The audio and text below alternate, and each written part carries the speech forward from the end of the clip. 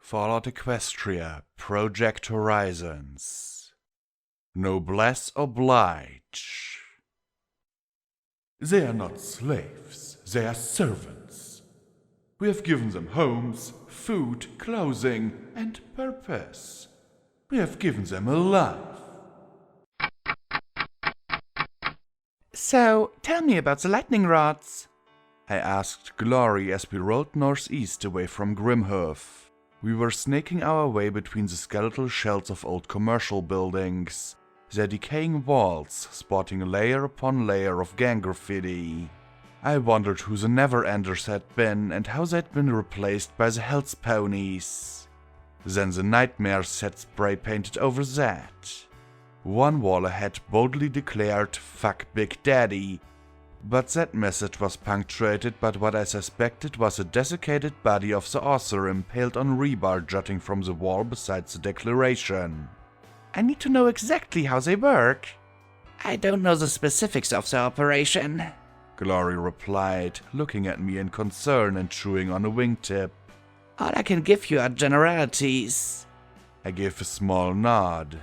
She took a deep breath, then let it out in a huff before going on. Well, lightning rods were produced at the end of the war. I'm not sure how many are left abroad. Some think that the Navarro forces scrapped theirs when they couldn't maintain them. They have a spark generator that builds up a charge and then blasts the nearest target with a bolt of lightning. It actually has about the same power as one of a Raptor's main guns, as I understand. Which meant that getting shot would likely be an instant kill for any of us, even Lacuni. How do they find their targets? I asked as we drove through the desolate district.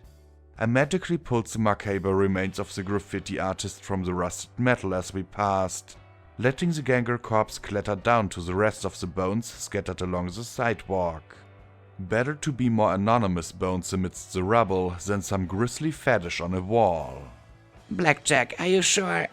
Glory began, not certain how to respond to me. I couldn't blame her. After meeting the legate, I'd gone through a whole new storm of pondering who he was, what he was, and why he'd let me live. That whole "not embraced your destiny" line was either terrifyingly strong faith in higher powers, or a load of contrived bullshit. The whole fight felt like the legate had done everything he could to not kill me. In fact, the legate worried me far less than either Lighthoofs or Dawn at the moment. Oh, I was still concerned. He'd beaten me, something that I found infinitely galling. A part of me wanted nothing more than to find him for a sound rematch. But ultimately, whatever was going on with him wasn't as immediate as Lighthoof's biological weapon, or Dawn's actions with the Harbingers. As infuriating as my defeat had been, I had to focus myself elsewhere. He'd put me off for the time being, and I'd do the same with him. So, since we'd left Grimhorn, I was thinking of everything I could to head off Lighthoof's threat first. Any second, Lighthoofs could push a button and start a massacre, and I would be partially to blame for not stopping him sooner. Just like with Clink. I'm sure, I answered, frowning as I looked out at the night. Maybe it was a Twilight figurine in my saddlebags, or perhaps it was a need to win gnawing at me, but I couldn't just sit back and rest again. I found my thoughts focused sharply upon my goal, getting to Shadowbolt Tower and stopping Lighthoofs, and maybe finding the next destination of EC-1101. I had a creepy suspicion that I knew exactly where it was headed next. Well, Dusk would know more precisely, but as she explained to me, their sensors detect magical energy sources. For the Thunderhead area rods, that sends an alert to the tower, and some pony then targets the intruder and sends a fire command. She rubbed her mouth with a wing, her brows furrowed in thought. I think it used to be completely automated, but there was a friendly fire incident a decade ago and they disabled that. What counts as a magical energy source? P21 asked with a frown, holding the slumbering Scotch between his hooves. A spark battery? A missile? Glory suggested. Maybe even a charged gem cartridge? Any kind of magical generation device would set off the sensor. Of course, every lightning rod also has a half-dozen cameras keeping a constant observation of the ground. Have you ever heard of surfacers reaching the Enclave? Rampage asked, looking at Glory with a small frown. She'd been cross ever since a fight with the Legate. He was, as she put it, a big bad freaky familiar fucker, or BBFFF for short. Every now and then you hear stories about some pony slapping together a hot air balloon or something. Glory turned her face away. No, patrols usually find those. She glanced back at Rampage with a shameful expression and went on. It doesn't end well for them, I'm told. Something about giving surfacer ponies flying lessons. Of course, Rampage muttered. Why are we saving these assholes from eating each other again? Glory flushed. In any case, Blackjack, it wouldn't matter what you used to get up there. Your cyber pony body itself counts as a power source. I looked away, scowling, and then I thought of something.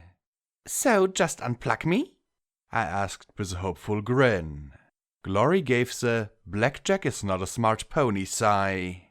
Come on, there had to be some way to turn me off. Does anything do that for you?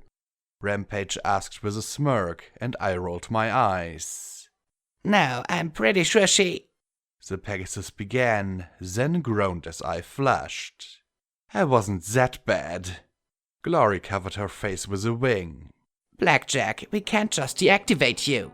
Those systems control your heartbeat and respiration. Okay, I said slowly as I thought it out. So, what if you did what you did when I was going to Tenpony to get cyberized? Hook up my veins to Rampage, completely power me down and make me the wasteland's biggest paperweight? Would that work? Oh, I see how it is, Rampage muttered. Make one little crack and she turns you into life support. She rolled her eyes, then caught my concern and snorted. Oh, don't worry, I'm just pissed at the moment. Least I can be of some use. Glory opened her mouth to argue, and then hesitated. It might? She finished tentatively. Then she shook her head sharply. But you don't have to do this, Blackjack. Thunderhead's problems aren't yours, and you already have enough problems that are. I'm pretty sure the Enclave can handle it.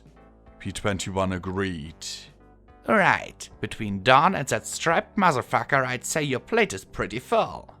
Rampage said, then frowned and wiggled her nose, pinched one nostril shut, and blasted a load of snot out of the other. Glory looked on in disgust as Rampage wiggled her muzzle. I miss the old hoof claws. Just can't pick my nose with power hoofs. She met Glory's nauseated expression with a baffled, What? Meeting only silence, Rampage turned back to me and continued. Maybe you should leave this up to the featherbrains. No, I replied, glaring up at the clouds. The zebras pretty much have their own thing going on. I don't know what the Remnant are up to, but I do know what Lighthoofs is.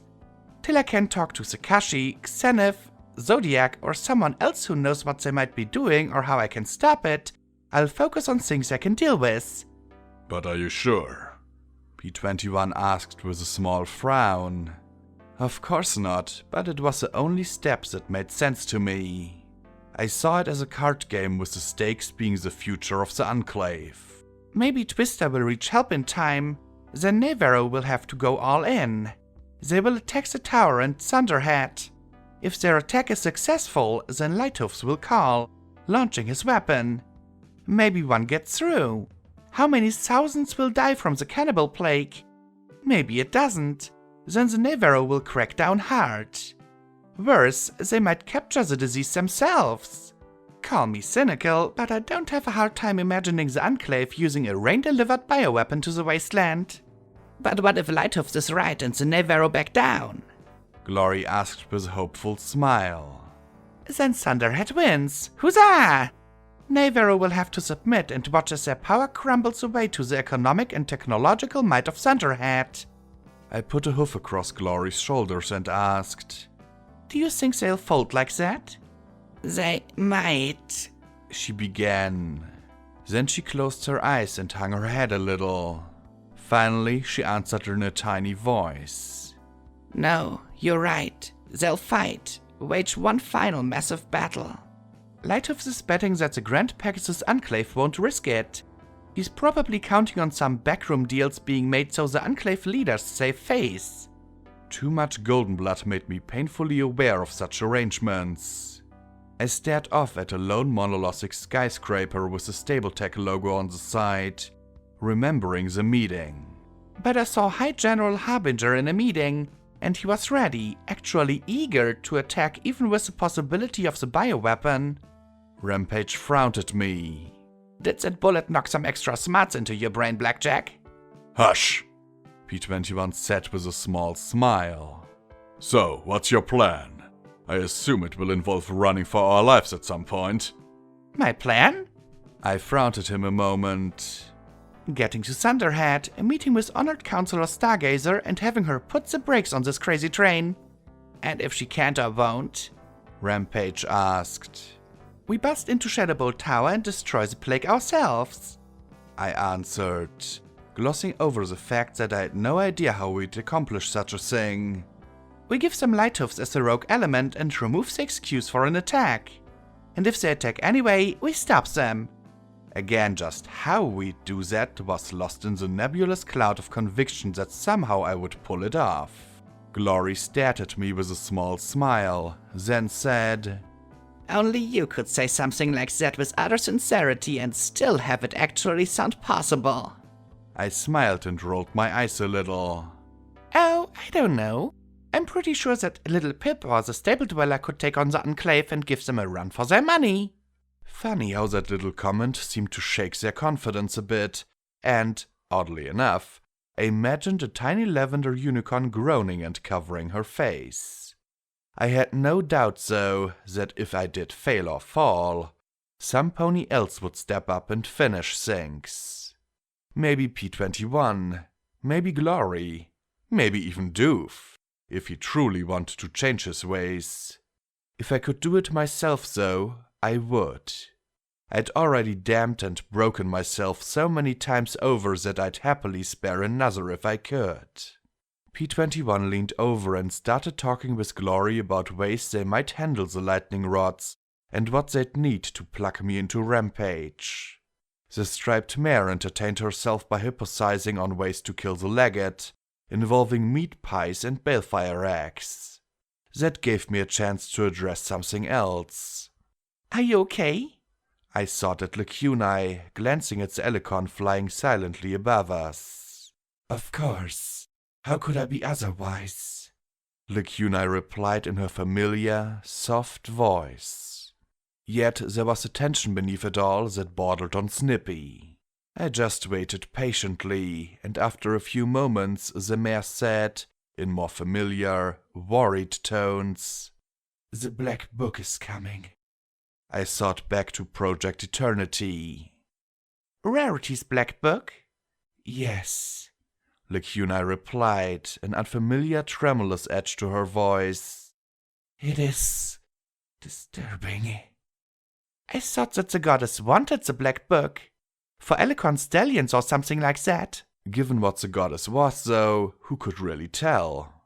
You don't understand, Lacunai said in an anguished voice I'd never heard before. There is considerable disorder in Unity at the moment. More than ever before, even over the course of centuries. Your intrusion and lineage, read as inevitable betrayal, Little Pip's aggravation, and now this. It concerns Unity. This fear that the goddess cannot hold. The goddess is forcing our doubts like a river into me. What magics are within? Will they allow us to create male Elicons and become a truly viable race? Will the book affect us? Corrupt us? The goddess is confident she is beyond its influence, but Unity whispers despite her guidance. Even that is terrifyingly new. We whisper. For centuries, the goddess has been a constant in all of us. Now, change is coming. Not all change is bad, I countered. look at what we're doing here. Lacunai went quiet for a moment, and her silence gnawed at me. Lacunai, what is it? Something is bothering you. Again, it was a long pause. Blackjack, you are a good friend. Despite your faults, and they are many, you have always attempted to act in the best interests of others.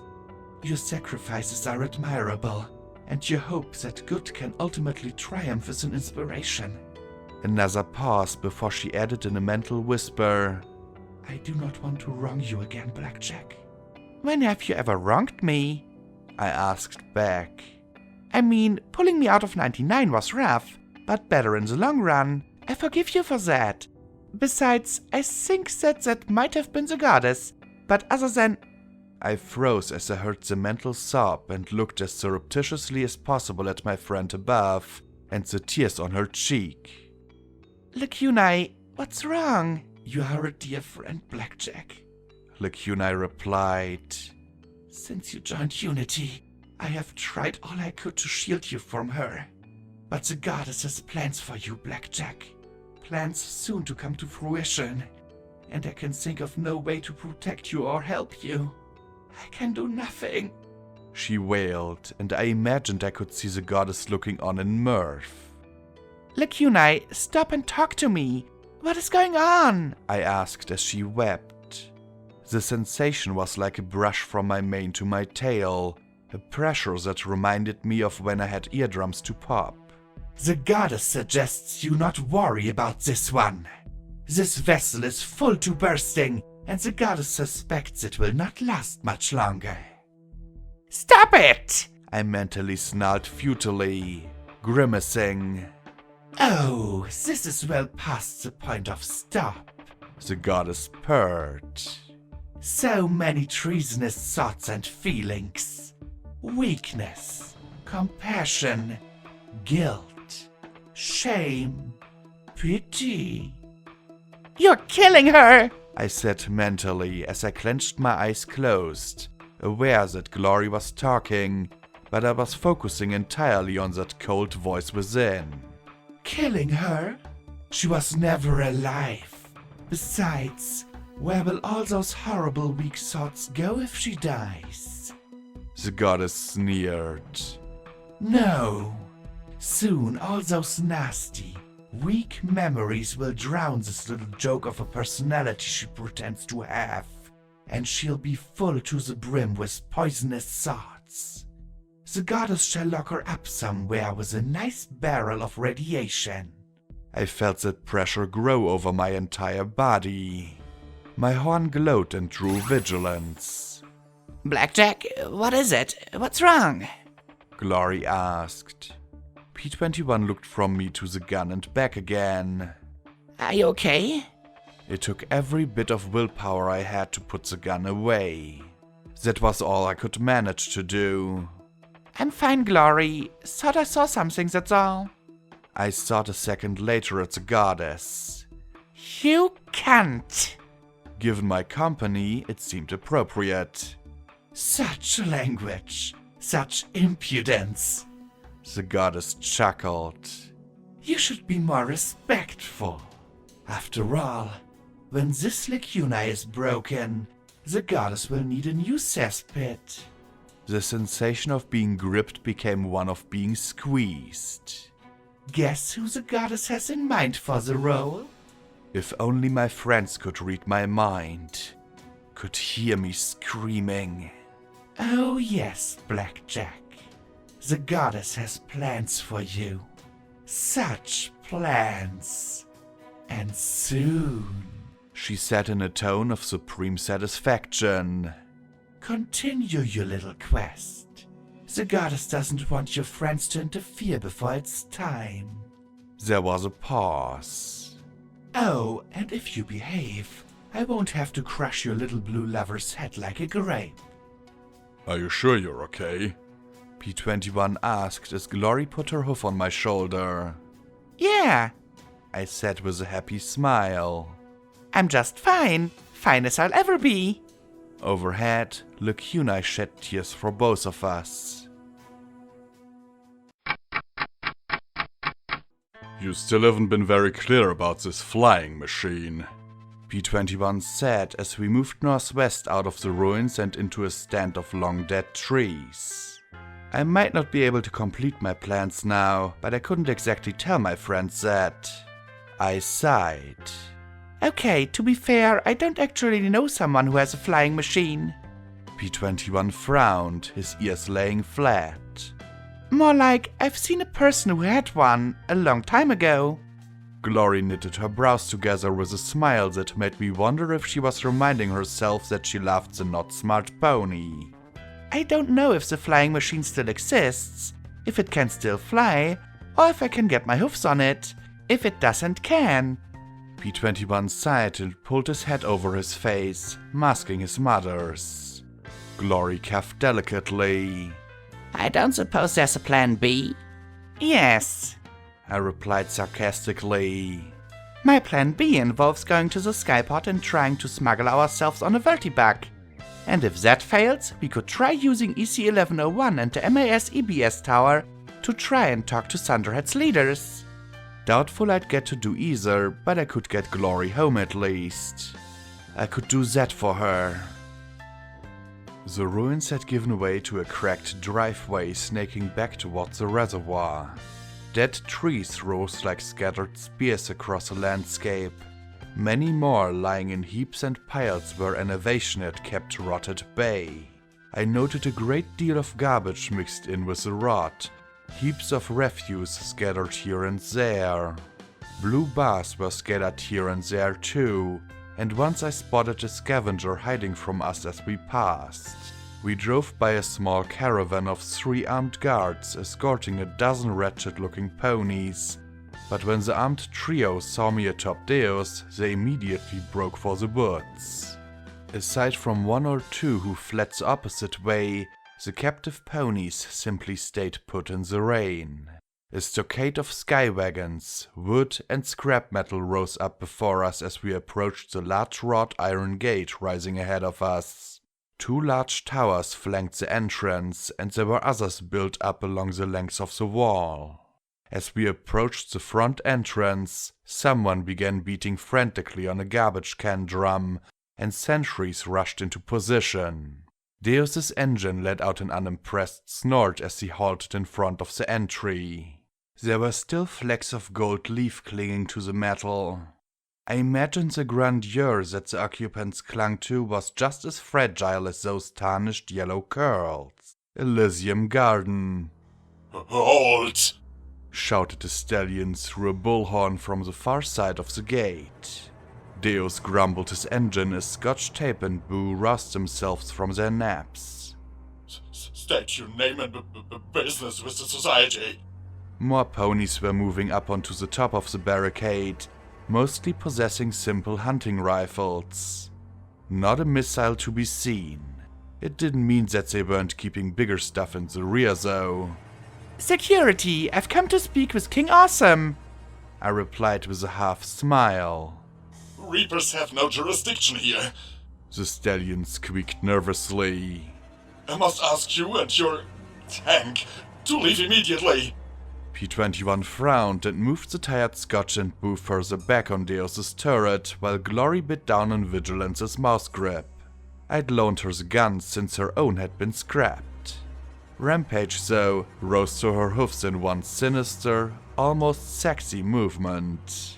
Oh, that was stupid, wasn't it, Deus? A real Deus-see.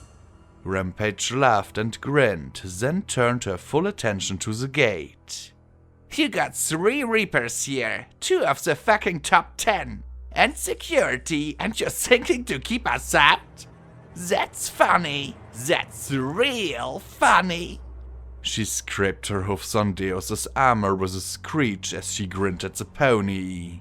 You know what would also be really funny? Us driving this tank right up your ass. Deus revved his engine in agreement.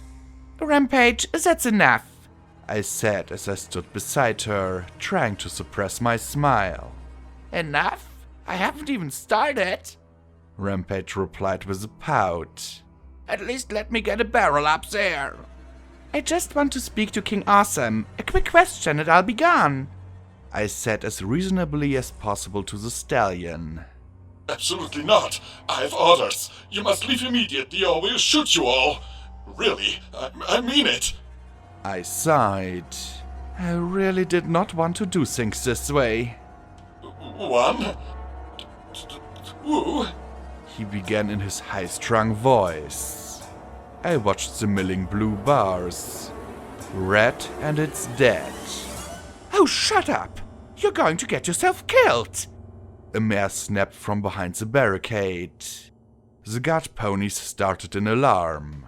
Your Highness, the Reapers are attacking. It's security. The stallion quailed. We need reinforcements. You moron!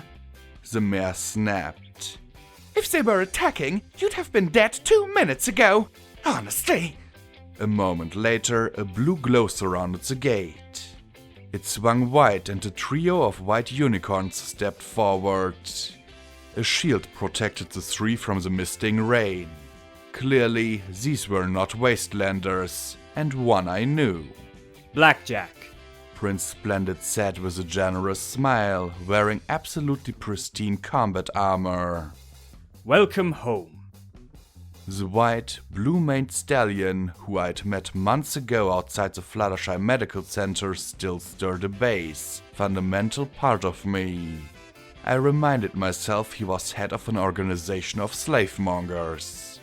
That and his warm, handsome gaze no longer made my mare-bits quiver receptively like they once did. To his right approached a cross, younger-looking mare that shared his coloration so closely that I wondered if they might be twins. She wore gold and sapphire jewelry and a delicate tiara. She also wore neither barding nor any weapon but an elegant dress that wouldn't have lasted 10 minutes past this gate. Her firm blue eyes locked with mine without fear or hesitation. Security? She said in a cool voice as she eyed me. On his left was a unicorn filly Scotch Tape's age. White in coat, but possessing a bubblegum pink and magenta striped mane. She wasn't quite as formally dressed as the other two, but had a grin that could give Rampage a run for its bottle caps. She eyed the severe, blue-maned mare, who had to be Splendid's sister. Do forgive Grace. She's been given a double dose of bitch pills every day from birth, she said with a snicker. Splendid, you know. I'm Princess Charm. Are you here to kill some pony? The pink-maned filly asked eagerly. Oh, I like her. Rampage chuckled. Grace scowled at the younger filly and stepped forward, saying quickly, We don't want any trouble, security. You can come and see my father, but the tank and your weapons stay here. If you try to force the issue, then things will get uncivil. Celestia forbids that should happen. Charm quipped with a roll of her magenta eyes. Then she grinned at Rampage. Make it happen, please. The armored mare snickered in reply. Sisters? Prince Splendid sat behind a fox cuff. Glory gave a little, sympathetic smile to the stallion as he said apologetically, I'm afraid Grace is right. Abrupt, but correct. We can't let you in so overarmed. Funny, I didn't know a pony could be overarmed these days. Still, that was refreshingly straightforward. We're not going in unarmed, I said with a smile. You know you can trust me, Splendid. I know I can, but there's 50 other society ponies here who don't have the best opinion of you, Blackjack. Splendid said diplomatically. The well-dressed mare seemed to consider all of us, her gaze lingering a little longer on Lacuna than the rest, before declaring firmly, If you can't concede to this, you can take your business elsewhere. Charm rolled her eyes once again and pointed her hoof at her sibling. When you start the summary executions, could you start with her? Charm, Splendid rebuked. that was uncalled for. Tank, Rampage, Security, hello? The filly said as she gestured to all of us. Grace considered us and then sighed. You won't be helpless, you know. You and your Alicon have magic. You have a broadcaster to call for help. And you have a tank to come to your rescue. The blue-maned mare said with a toss of her head. Well, that was unsettlingly accurate. I glanced at my friends, who looked equally nonplussed. P21 frowned at her. You're well informed, Princess. Princess Aquilina Augusta Awesomeness the Graceful, she said with exaggerated formality. Grace will do, she added with a smile, helping suppress a small gnawing sense of annoyance I was feeling towards the princess. There was just something frustratingly familiar about her, but I knew I'd never met her before. When it comes to ponies like security, it is wise to be informed. I looked back at my friends. Rampage glanced at Deus. If you don't mind, Blackjack, I think I'm going to stay with Deus. I'm out of Mintalls, and society ponies make me want to hurt things. Trust me, he'll feel the same way pretty quick, she said with a grin. Well, if you're sure, I said as I looked at the rest of my friends. Glory was already unarmed, except for the lone vigilance, and she shrugged. P21 just wore a little smile that said they'd be lucky to find any weapons he'd secreted and gave a little nod. I hopped off the front of Deus and trotted towards the princess, curious about the mare. Grace, She didn't seem scared by my clearly metallic components, but there was a canny concern. We were dangerous, a grave threat, but we weren't unreasonable. But well-informed as she was, she couldn't know what business we had here. Meeting with us in person was still a considerable personal risk. Indeed. I believe you've met my twin, Prince Splendid. So I had been right. She nodded to Boo and Scotch Tape. The rest of your friends are welcome to join you, of course. The society will extend our hospitality to you in exchange for civility. I looked at my friends and then gave a shrug and turned back to Rampage and Deus. Listen in on the radio and stay close. If things turn uncivil... I glanced back at Princess Grace a moment, spotting a small roll of the unicorn's eyes. Show them what Reapers can really do. Alright, Rampage sighed. I suppose we can go hunt red roaches or something. With a tank? Glory said, gaping. The striped mare smirked back at her. What do you think? Seriously? Glory blurted. Don't blow up anything friendly, I replied casually as I passed over my guns for storage inside Deus. I lifted the sword and said, I'm keeping this. The princess glanced at them, then gave a small, accommodating nod. You had impeccable timing, Grace. P21 said in a low, untrusting voice once we'd given Deus our weapons. I had no doubt he had some grenades hidden somewhere. The pristine unicorn smiled at once. Hardly. The moment the report was radioed in, I teleported straight to the gates, she replied with another little roll of her eyes. Honestly, trying to deny entry to that kind of firepower. What were they thinking? The guards all looked on sheepishly. Yeah, who'd have ordered that? Charm said with a little eye roll of her own. What, were derisive gestures a family trait or something? As they started back through the gate, I turned to my friends for a moment and, not feeling much better about this all, followed. If I hadn't seen Ten Pony Tower, I'd think this place was ridiculous, I said as we walked through the marble foyer of the 3-story country club, perched on a hillside overlooking the reservoir.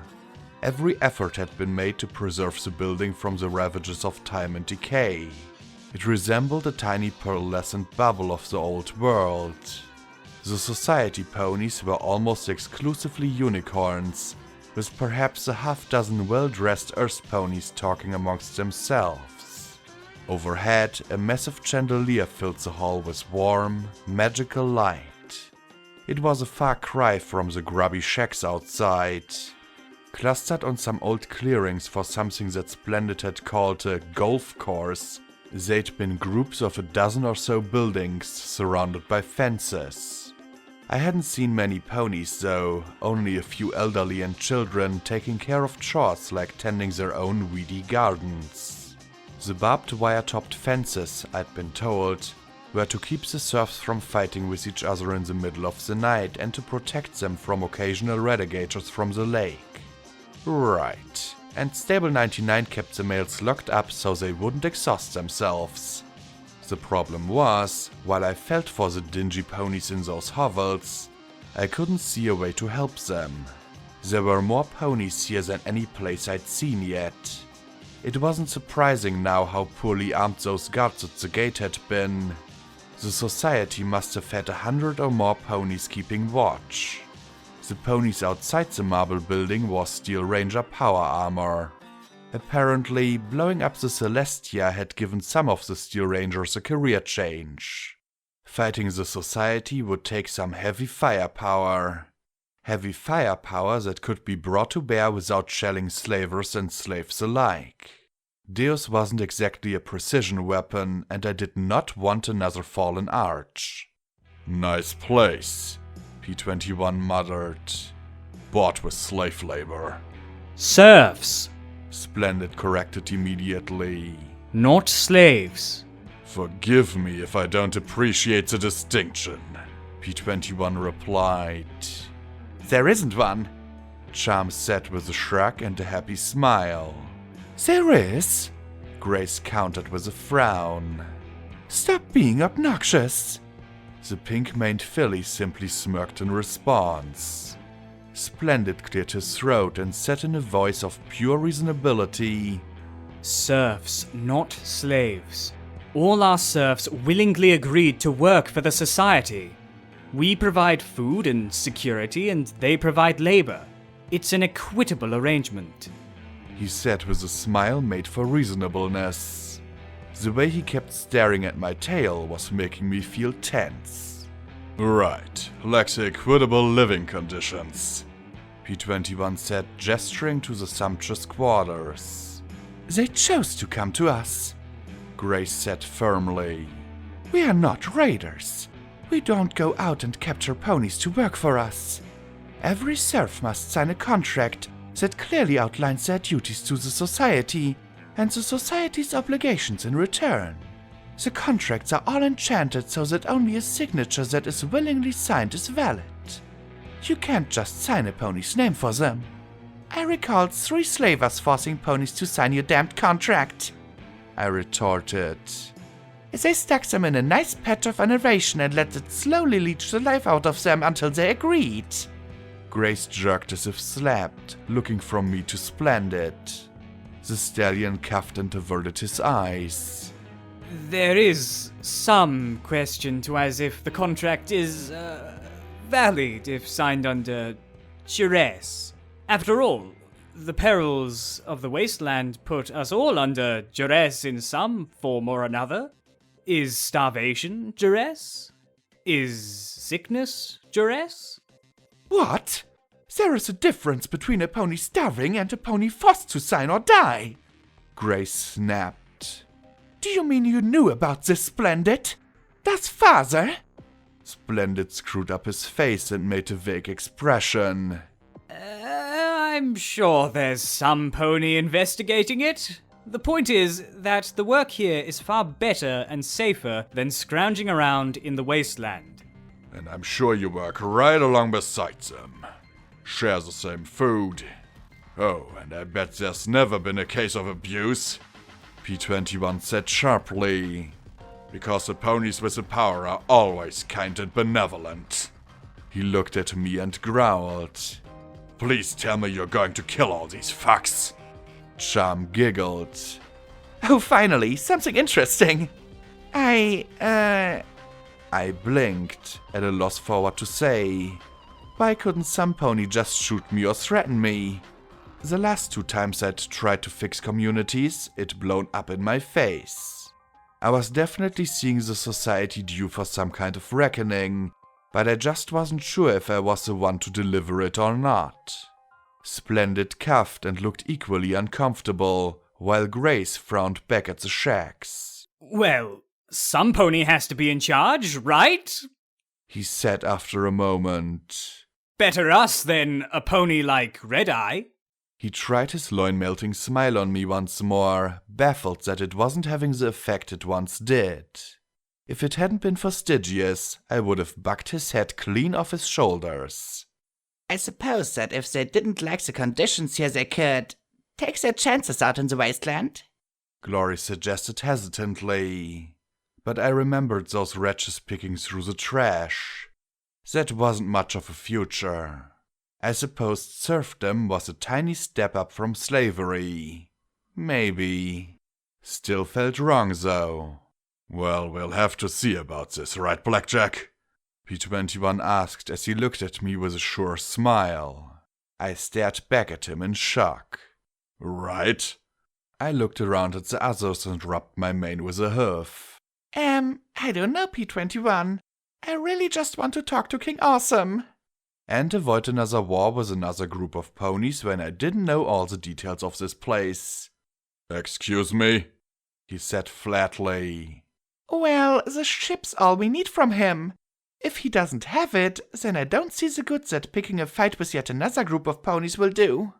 I said, and his stormy blue eyes narrowed. He looked at me a moment, glanced around, and then moved behind me. Oh, look, a bathroom. Move it, Blackjack, he said, giving my armored flanks a shove. I was so shocked I moved ahead while every pony just stared after us. As we entered the little filly's room, I just stared at him in bafflement as he ducked down, checked the stalls, then whirled on me. What in Equestria is wrong with you, Blackjack? With me? You're the one who pushed me into the filly's room, I retorted. How can you blow holes in slavers and then treat this as if it's no big deal? He said with a wave of his hoof. Look at this place. It was made possible by those slavers.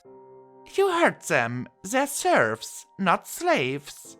But I didn't feel much conviction, remembering again the captive ponies a few days ago near the skyport, and how they were being pressured to sign. Right, and that was reproductive equipment. The word slave may not have been used, but that's exactly what I was. He countered. You saw their homes. Do you seriously believe that that is any kind of a life? And we haven't even seen their working conditions. P21, there's 7 of us. 8 if you consider Boo. His blue eyes blazed, mane bristling before my eyes as he spat. We have a fucking tank. One that'd be happy to kill these fucks. I threw my hoofs up.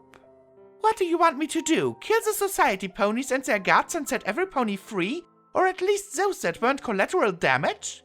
Let them scatter out and be food for every raider and monster out there? Drop everything and try to what? Create a fair government where some pony isn't fucked?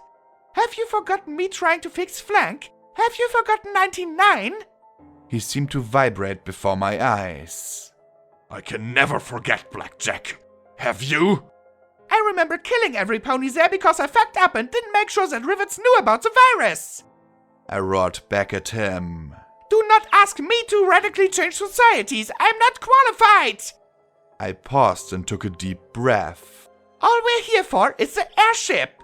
He grit his teeth as he glared at me. So you're the only one who gets to have a set of priorities, Blackjack? This place is wrong. Damned wrong, and you know it.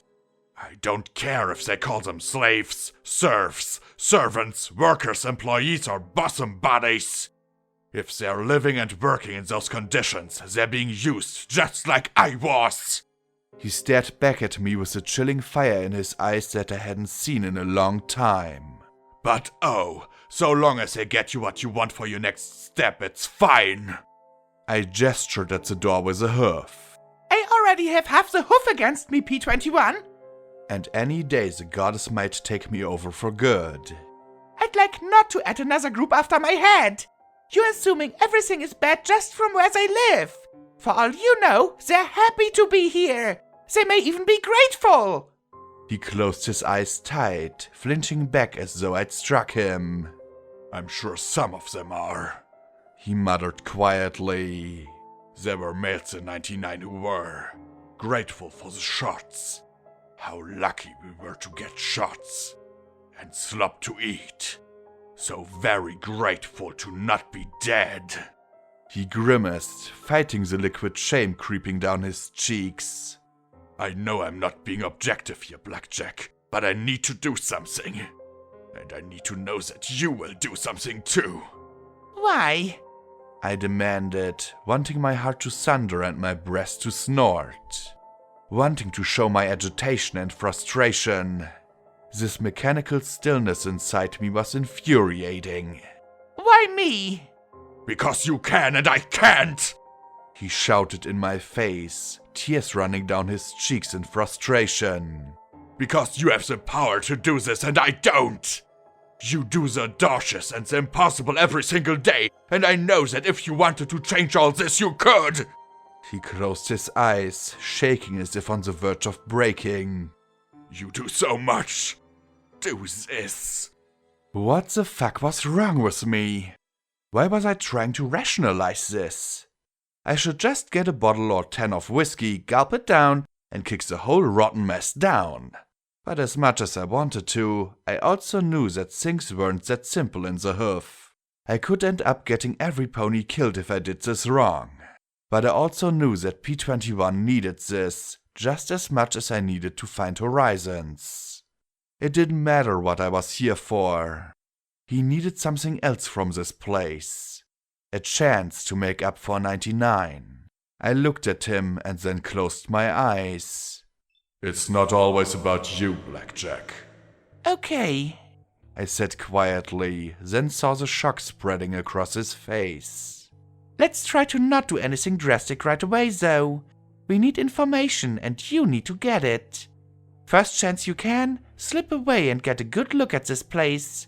See if you can find where the serfs are working and their conditions and give me an honest appraisal.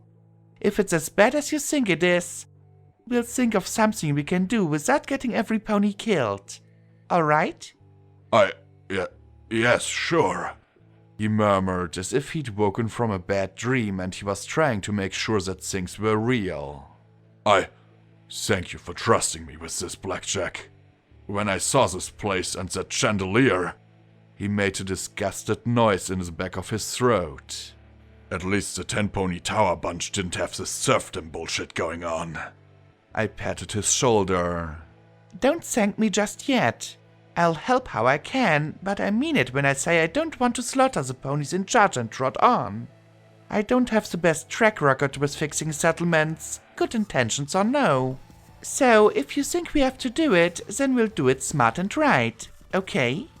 And it might take us a while, given that I've got Lighthoof's Cognitum, the Legate, and who knows who else to deal with right now. And the goddess, an enemy that I couldn't even tell any of them about. Right, just right. He said and took a deep breath, scrubbing his face with the back of his fetlock. Okay, thank you. Just don't get caught and talk to us before you do anything, I said as I patted him carefully. He didn't flinch away. I supposed maybe we were past that for good. Okay, stay safe. I'll pass things on to Scotch and the others. He nodded and I trotted out of the bathroom. Grace, Splendid, and Charm gaped in bafflement, Scotch Tape and Glory in concern. Nice, toilets, very shiny. Glory looked on speculatively, but Scotch Tape simply grinned at the baffled noble unicorns. Yep, this is the mare you're all terrified of. Fear for your commodes. Quite. Splendid murmured, then finally closed his mouth with a smile. I'm afraid I have something to attend to. Do see that she gets to father, dear sisters. And he turned and quickly trotted away. Not it! Charm laughed. Gotta get the rumors started, she said as she scampered off. Grace stood there, her mouth weakly working for a moment, and then she covered her face with her hoof and growled. Fine. Some pony has to. Turning, she muttered, This way. Did I miss something? Glory asked. Splendid is going to talk to the Dutrots, the Steeples, and the Oranges about your arrival. Probably going to say he single-handedly stopped you from blowing the guts to bloody flax. And Charm is going to be a little pain in my nethers. Grace said with a sigh, then straightened. She took a deep breath, holding a forehoof to her chest, and let it all out at once and regarded me. Well then, let's get you to Father's study. Then I'll take your friends somewhere they can freshen up while you're our guests. You take your responsibilities seriously, Glory observed as the princess led us away from the well-dressed ponies. Some pony has to. Being a princess is more than simply getting what you want, Grace said grimly. Contrary to what my siblings believe. She trotted down a hall and up some stairs to the 3rd floor, then stopped outside the door. Father's study. He seemed to think you'd like to wait for him in here to talk alone. He'll be coming in a short while. She turned towards my friends. Now, for the rest of you, would you like a meal, a bath, a nap, or a tour? Food, Scotch Tape said with a raise of her hoof. A bath would be lovely, Glory said, brightening up at once. Boo let out a body-shaking yawn. P21 backed down the hall. Sure, I'd love to be shown around. Lacuna said nothing. She stood as still as stone. Of course, Grace muttered with a sigh and then gave a small smile to me. Well, I'll take care of your friends and then come back for you when you're finished with Father. Be brief and to the point. His health is fragile and he tires easily. I watched her lead my friends down the hall and then opened the door. Really, I just had a simple little Office of Interministry Affairs. The banner was hung across a far wall in understated black and white. I stared at the photographs of ministry mayors, Garnet, Onyx, and even Goldenblood. I walked slowly around the desk, checking out the terminal, then looking at a grainy photograph of Goldenblood shaking hoofs with Princess Luna. Goldenblood assumes minor role in Princess's new government, read the caption. A much clearer picture showed a metal stand and a large purple and green dragon blasting a black pony silhouette with green flames. Traitor executed for crimes against Equestria. There were maps of the Huffington Valley and the whole of Equestria on the wall with colored pins all across them. A large newspaper article in a frame asked, "Just what is the OIA and who is in charge of it?" Answers not forthcoming from princesses or the ministries. I saw a rank of golden memory orbs in a glass case that nearly had my horn twitching. Unfortunately, I knew a lock that was out of my league. Maybe P21 could come in here and borrow them for me? The terminal on the desk was locked in. There had to be dozens of audio files on it. It'd take me days to listen to them all, but I couldn't help myself and picked one at random. The file started to play, filling the air with familiar rasping breaths. Have to make sure that Clovertail remains on the exclusion list at the MOM. If Pinkie Pie arrests one more vital member of the MWT... The stallion grumbled. Goldenblood. A stallion said in a brighter, healthier voice that was naggingly familiar.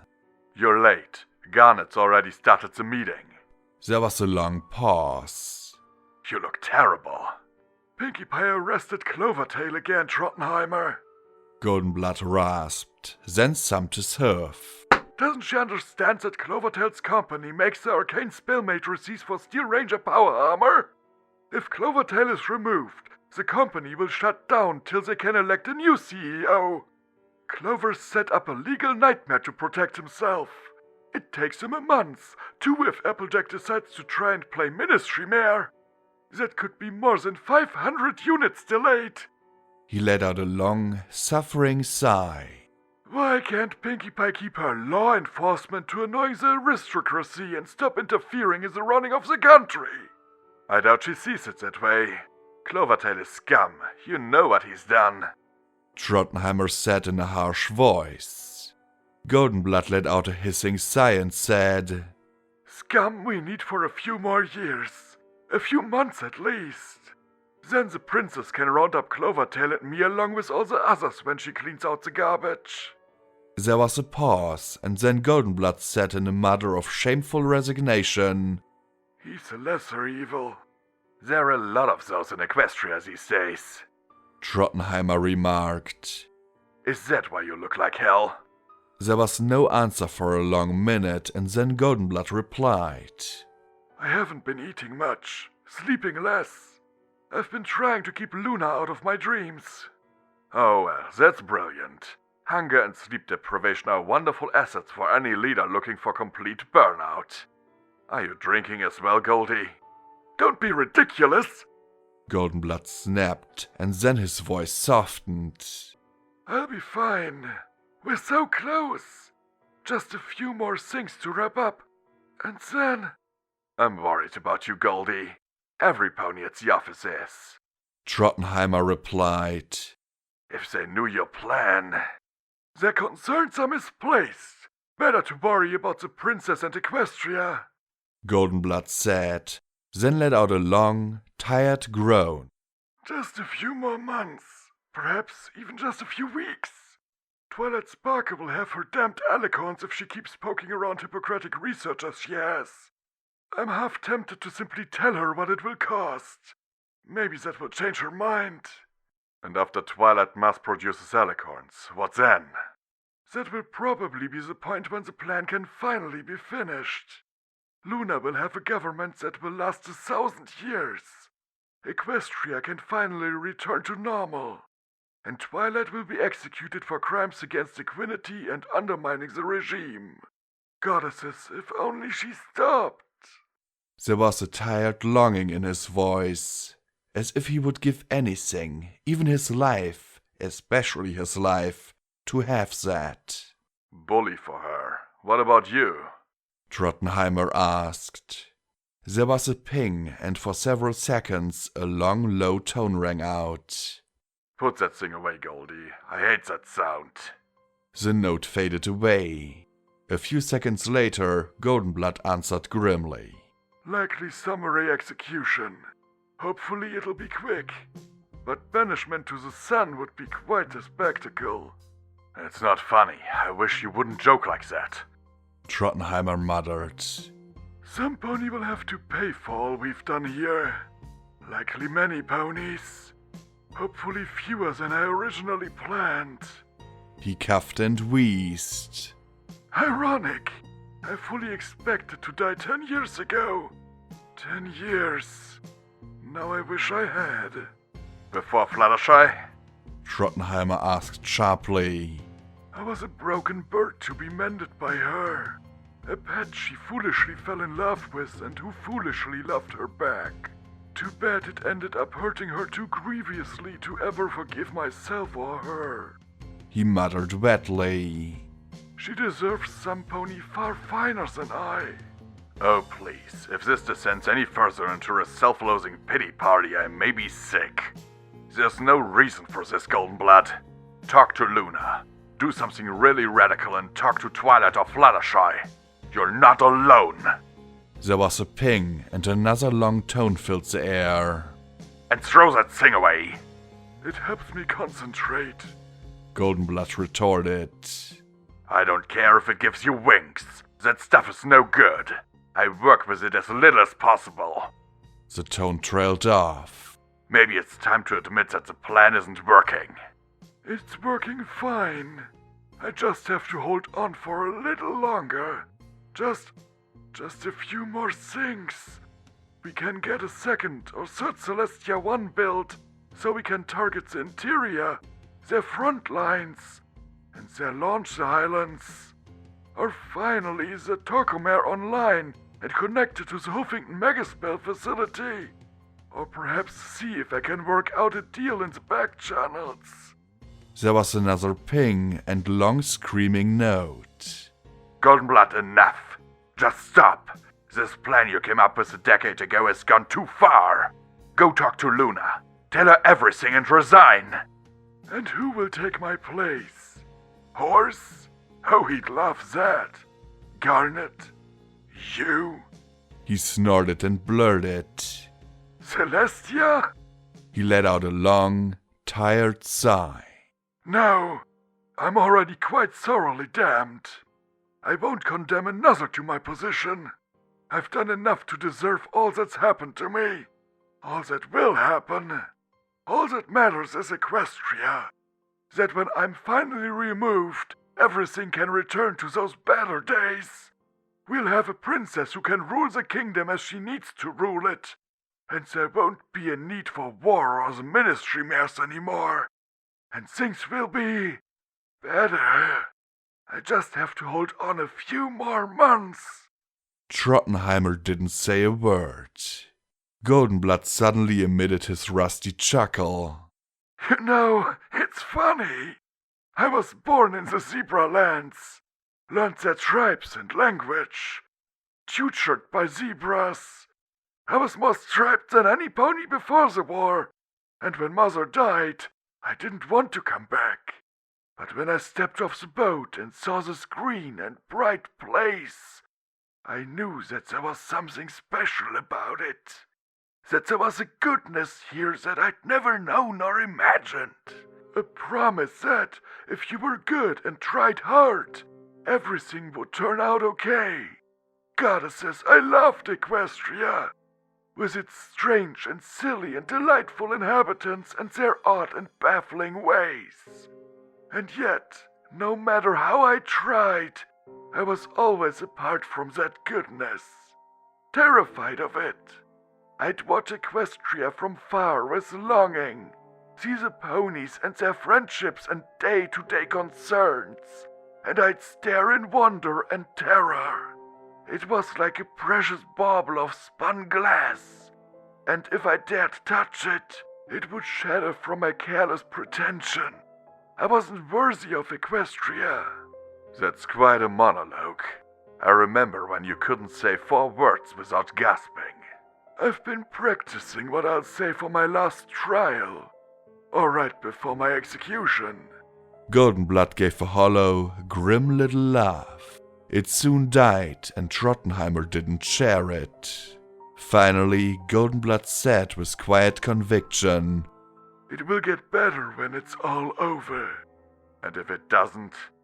Trottenheimer murmured, barely audible in the recording. Goldenblood didn't answer him, but I could imagine him gazing off. Well, if every pony loses, Twilight has a contingency for that. And if Equestria is lost, I do. There was a long pause, and then a knock followed by a mare saying, Director, Flim and Flammer here on the line for you. Twilight is being persistent again. Thank you, Emerald. Give your sisters my regards and thanks. There was a long sigh after the door closed. Thank you for stopping by, Trotty. I appreciate your concern, but I started this nightmare. I'll finish it. You don't finish nightmares, Goldie. You wake up from them. The recording came to an end, and I sat there, thinking about what I'd heard. It hadn't been anything important. Nothing about Horizons at all, really. But to hear him talk about his own execution so casually, and that talk about loving Equestria, it had to be an act. It simply had to be. Goldenblood was a villain and a murderer who'd done unspeakable things. I looked over at the front page of the Canterlot Times and the silhouette of Goldenblood being consumed by green flame. I thought you might appreciate this. A stallion sat behind me, making me whirl toward the door. The speaker, an elderly unicorn with a mane like glittering blue fire and a coat the color of spoiled milk, sat in a wheelchair with a blanket covering his hind legs. Unwholesome blots of blue and purple hovered beneath his papery skin, and one eye the color of fog peered at me. The other, however, was a piercing azure, and I was struck, despite his clear infirmity, by a strange vitality that hovered around him. Elderly though he might be, a charisma and life clung to this old stallion like a royal cloak that no ravages of time or ill health could strip away. and from the keen glint in his eye and the way it roved over my body, I felt a sudden annoying flush of embarrassment. He looked like he was barely able to stand, but I wasn't so sure that would keep me safe. King Awesome, I presume? I asked, forcing as polite a smile as I could. Naturally. Could that apply to any other? He gestured to the pictures, news clippings, and memory orbs. What do you think of my collection? It's astonishing, I admitted as I examined the bland pamphlet that read, Office of Interministry Affairs, Career Opportunities. The designer looked as if they'd gone out of their way to make the available positions seem as boring as possible. I never imagined I'd see so much stuff associated with it. Stuff? Awesome asked as he raised a bushy blue brow. Nice stuff? I amended, but then he chuckled and I suspected he was teasing me. Well, better than garbage a shit father collects, I suppose. Awesome said with another chuckle, looking at the collection as his horn glowed and pushed the wheels of his chair. I've always been taken by the OIA. Such a curious little, unobtrusive part of the Equestrian government. Most of the wasteland doesn't even know it once existed, and the few who do couldn't care less that it did. It's like the ministries themselves, a relic, unimportant now. I don't believe that, I said. In fact, since I learned about it, I keep finding the things Goldenblood did to be more and more relevant. I raised a hoof, turning it over and looking at it. Their secret projects are still around, still causing problems. Oh, you know about the projects? He seemed impressed. But of course you should. Zodiac told me about 2 of them. The secrecy, the conspiracies. But who cares about what a bunch of dead ponies did 2 centuries ago? Better to hunt down raiders and hordes of bottle caps and bullets. He sighed, shaking his head. Most ponies believe my interest is just a sign that my wits are slipping. Wastelanders concern themselves with the here and now, not the once was.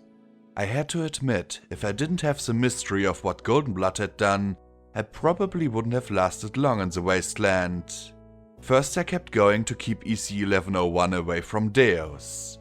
Then it was a puzzle of horizons and what he'd really done. Now I was driven by a strange urge pulling me to find the answer and stop whatever he'd set in motion. Otherwise, I probably would have ended up a Reaper or perhaps working security at Megamart. I wouldn't have pushed to further and further extremes and hazards. I care, I replied, looking at the collection. But I have to admit, I don't understand why he did all of it. The ministries, the projects, it just seems so stupid. He rubbed the snowy stubble on his chin with a hoof. Have you ever done anything behind a friend's back? Oh, just a lot, I muttered, flushing as I looked away. And did you know it was wrong? He asked, and I frowned but nodded. So then why did you do it without telling them? I thought back to Scotch tape. While she'd forgiven me for removing her memories, it still bothered her. It also made me wonder, for the first time, if there were other things she'd seen or heard that she wished she didn't remember. I did it because I thought it needed to be done, and I didn't tell because I knew that the truth would upset them. King Awesome nodded once. I suspect it's not much different for Goldenblood and the OIA. Most of the things he did were things that he believed were needed not only for Equestria to win the war, but to put Luna in a position of power where she could rule much like her sister had. He fostered secrets not to protect himself from the law, but because he didn't want to see Equestria upset by his necessary action. You think he wasn't just hiding so folks wouldn't stop him? I countered, skeptically. He planned to be stopped. You heard that recording. Everything he'd done was planned to eventually be exposed. I think, instead, it was that he knew how shocking it would be for pony kind to contemplate that any pony could do the things he'd done. He shook his head with a sigh. I think he bloodied his hoofs so that other ponies didn't have to. I thought of Psalm and shivered. It made a horrible kind of sense. Still fucked up, I muttered. Evil is when we rationalize the wrongs we do to others. And Equestria was full of little evils during the war. The war, politics, business, national pride, racial pride, victims. There were so many little excuses for so many horrible things ponies visited on each other.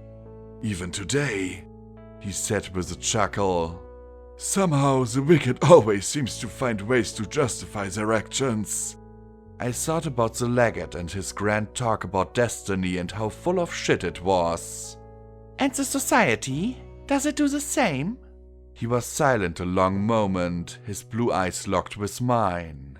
I suppose that depends on which member you ask, but personally, yes, I suppose we do.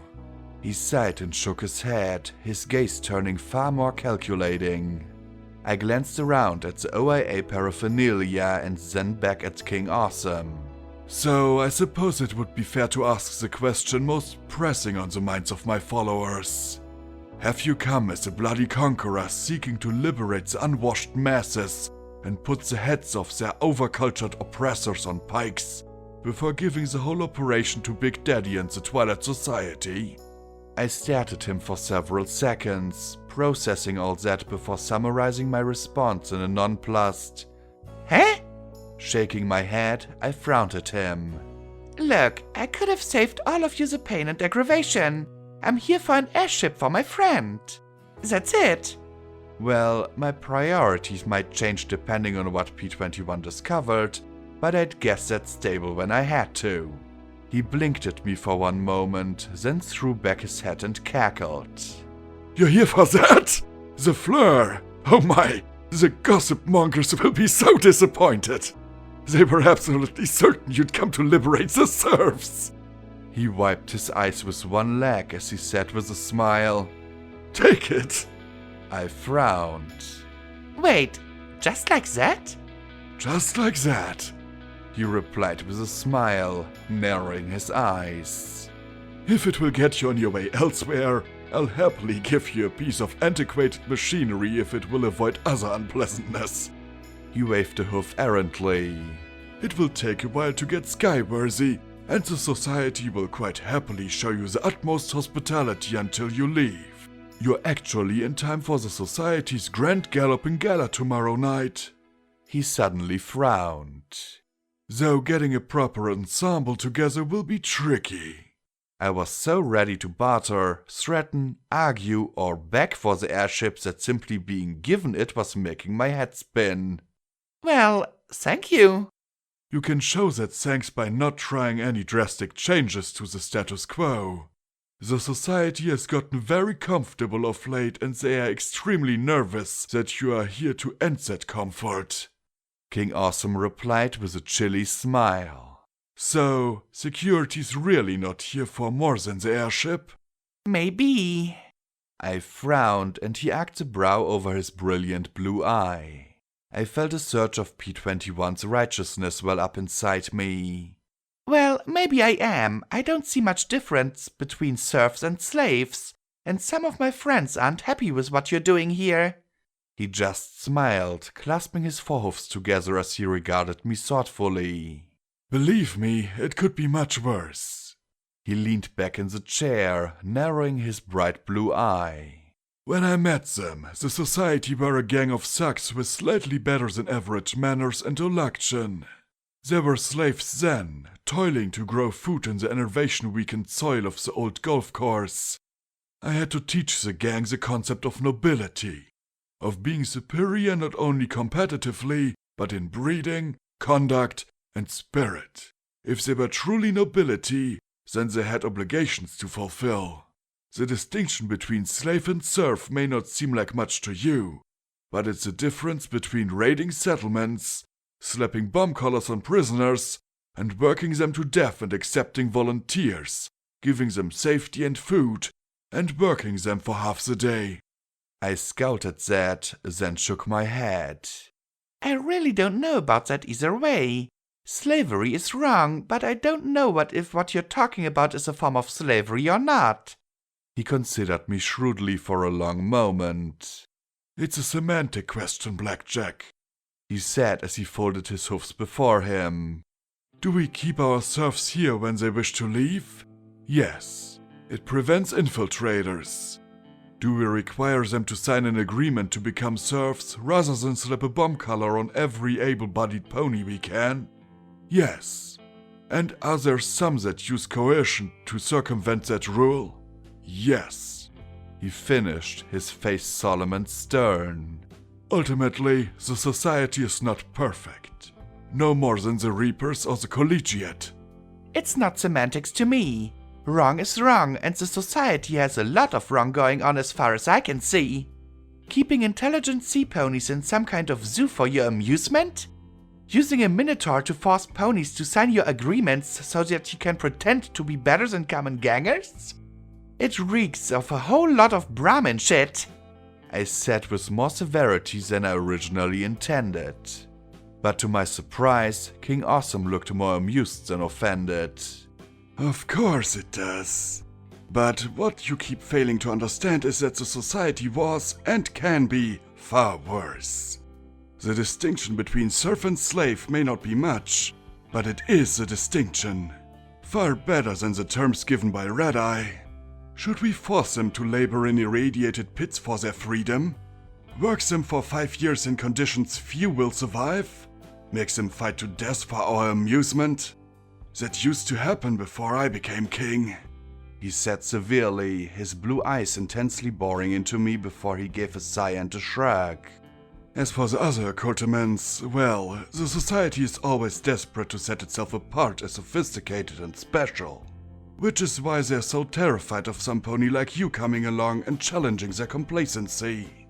I felt a little unsure now, even embarrassed. Was he agreeing with me? So, you think the serfdom thing is wrong too? I think that I've been king of the society long enough to appreciate what little distinction we can have. But perhaps a better pony might improve things. Who can say? He said with a little chuckle, making me question just what was going on.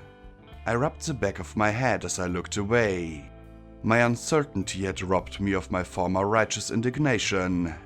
Well, it just seems like you're getting a better deal, I muttered lamely, no longer certain of what to do. Accept the lesser evil? Overthrow it and invite a greater evil? Or stop, listen and learn more about what was going on? Aristo ponies always do, he replied with a smile and a shrug. A wistful look filled his eye as he gazed at his collection. A fact my old friends failed to accept. But that's ancient history. Few care about such things. History is an irrelevancy even to the society. No pony cares about the past. He spoke with quiet bitterness and heartbreaking resignation. I frowned and glanced around at the room again, and then back at King Awesome. Finally, I smiled at the old stallion. I do. We talked for nearly 2 hours about everything. The society, the OIA, Golden Blood, his companions, Dawn, his recently departed wife. There were some parts that kept me riveted, like hearing about the final breakup and a paternal King Awesome protecting Dawn from a lecherous, uncouth Big Daddy. Other parts, like him claiming to be the great-grandson of Shining Armor, Twilight Sparkle's brother, and the entitled heir to the Crystal Empire, seemed to be far-fetched even for the Wasteland. But then, as he told me, if you're going to be anything in the Wasteland, why not be a king? And if you're going to be a king, you better be a fucking awesome king. Hence the name. It was just crazy enough to be true. Grace peeked in on us a half-dozen times before her father told her to knock it off. In that time, I'd learned that he'd approved of Skystriker's marriage to Dawn, as any stallion who would ride a flaming dragon from on high had to be a decent protector, but had wanted them to stay in Elysium. I found out that Keeper's weakness was for something called strawberries, and that Big Daddy's hoofs were ticklish. I returned the favor by sharing some secrets I'd learned, like the details of how Goldenblood's affair with Fluttershy had ended, and how her baby had survived to become the Reaper Psychoshy. That alone seemed to astonish the old stallion. More surprisingly was how good it felt to be able to talk about Goldenblood, Horizons, EC-1101, and all the trouble they'd brought to my life.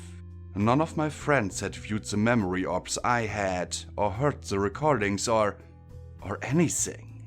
None of them cared. They cared about me, sure, but not what moved me. We discussed various theories about what Horizons might be. He preferred a megaspell, while I was tantalized by the idea of a massive moonstone star metal reaction. We both agreed how very odd it was that he could have gotten away with so much at the OIA. Had Luna maintained plausible deniability, letting Goldenblood blackmail and leverage others into silence? Had she been fooled? Complicit? I didn't know which scared me more. My word, I don't think I've talked this much in years, he finally said with a yawn, arcing a brow again. Do you really care about all of this, or are you simply trying to butter me up? I do care, Awesome. The past keeps coming back to bite me, and I'm scared of some of the futures I've imagined. I don't want this world to be a terrible place. I want to make it better, I replied simply. He took a deep breath. You're a fool, Blackjack, but a good fool, and that's better than all the other kinds in this world. He yawned and slumped back in his chair. Thank you, Blackjack. It was quite nice to speak to another like this. I've got quite a few dozen memory orbs from the OIA regarding the various projects that I think you should see. He separated one and floated it to me. Certainly some of them should come in useful. Now, if you'll excuse me, I'll inform Grace that the Fleur is to be made ready for flight again. We'll have to check the back and patch any holes. Things like that. You're sure that it can still fly after all this time? I asked with a little skepticism. I would be sure to have P-21 and Scotch tape jacket as well before we went anywhere. Of course, he said with a canny chuckle. The Society weren't stupid. If they ever had to flee this place, there were a few methods better than by air. It will take some time to prepare though, and I think that I should stress that this is a loan. The Society will definitely want her returned, for sentimental reasons if nothing else. He tapped his hoofs together. You'll come to the Grand Galloping Gala as my personal guests, of course. Though there is a question of what you'll wear. You let me worry about that. I know a filly who owes me a fancy dress or two, I replied, not having a clue as to what I'd actually do at a party. Drink and stand in the corner? Probably safest. At least I wouldn't look like a complete embarrassment, though. In the meantime, I need to investigate a plantation somewhere east of here. But he'd fallen asleep in his chair. I rose to my hoofs, took one look at the collection around me and what answers it might have, and started to leave. Then I stopped and regarded the slumbering, elderly unicorn. I'd never really had a father or grandfather before. Whatever pony had sired me in '99 hadn't filled any kind of mentoring role. I hadn't even understood the word before leaving Stable 99, but as I saw him lying there, I got an odd feeling that I'd never had before and wasn't sure what to do with.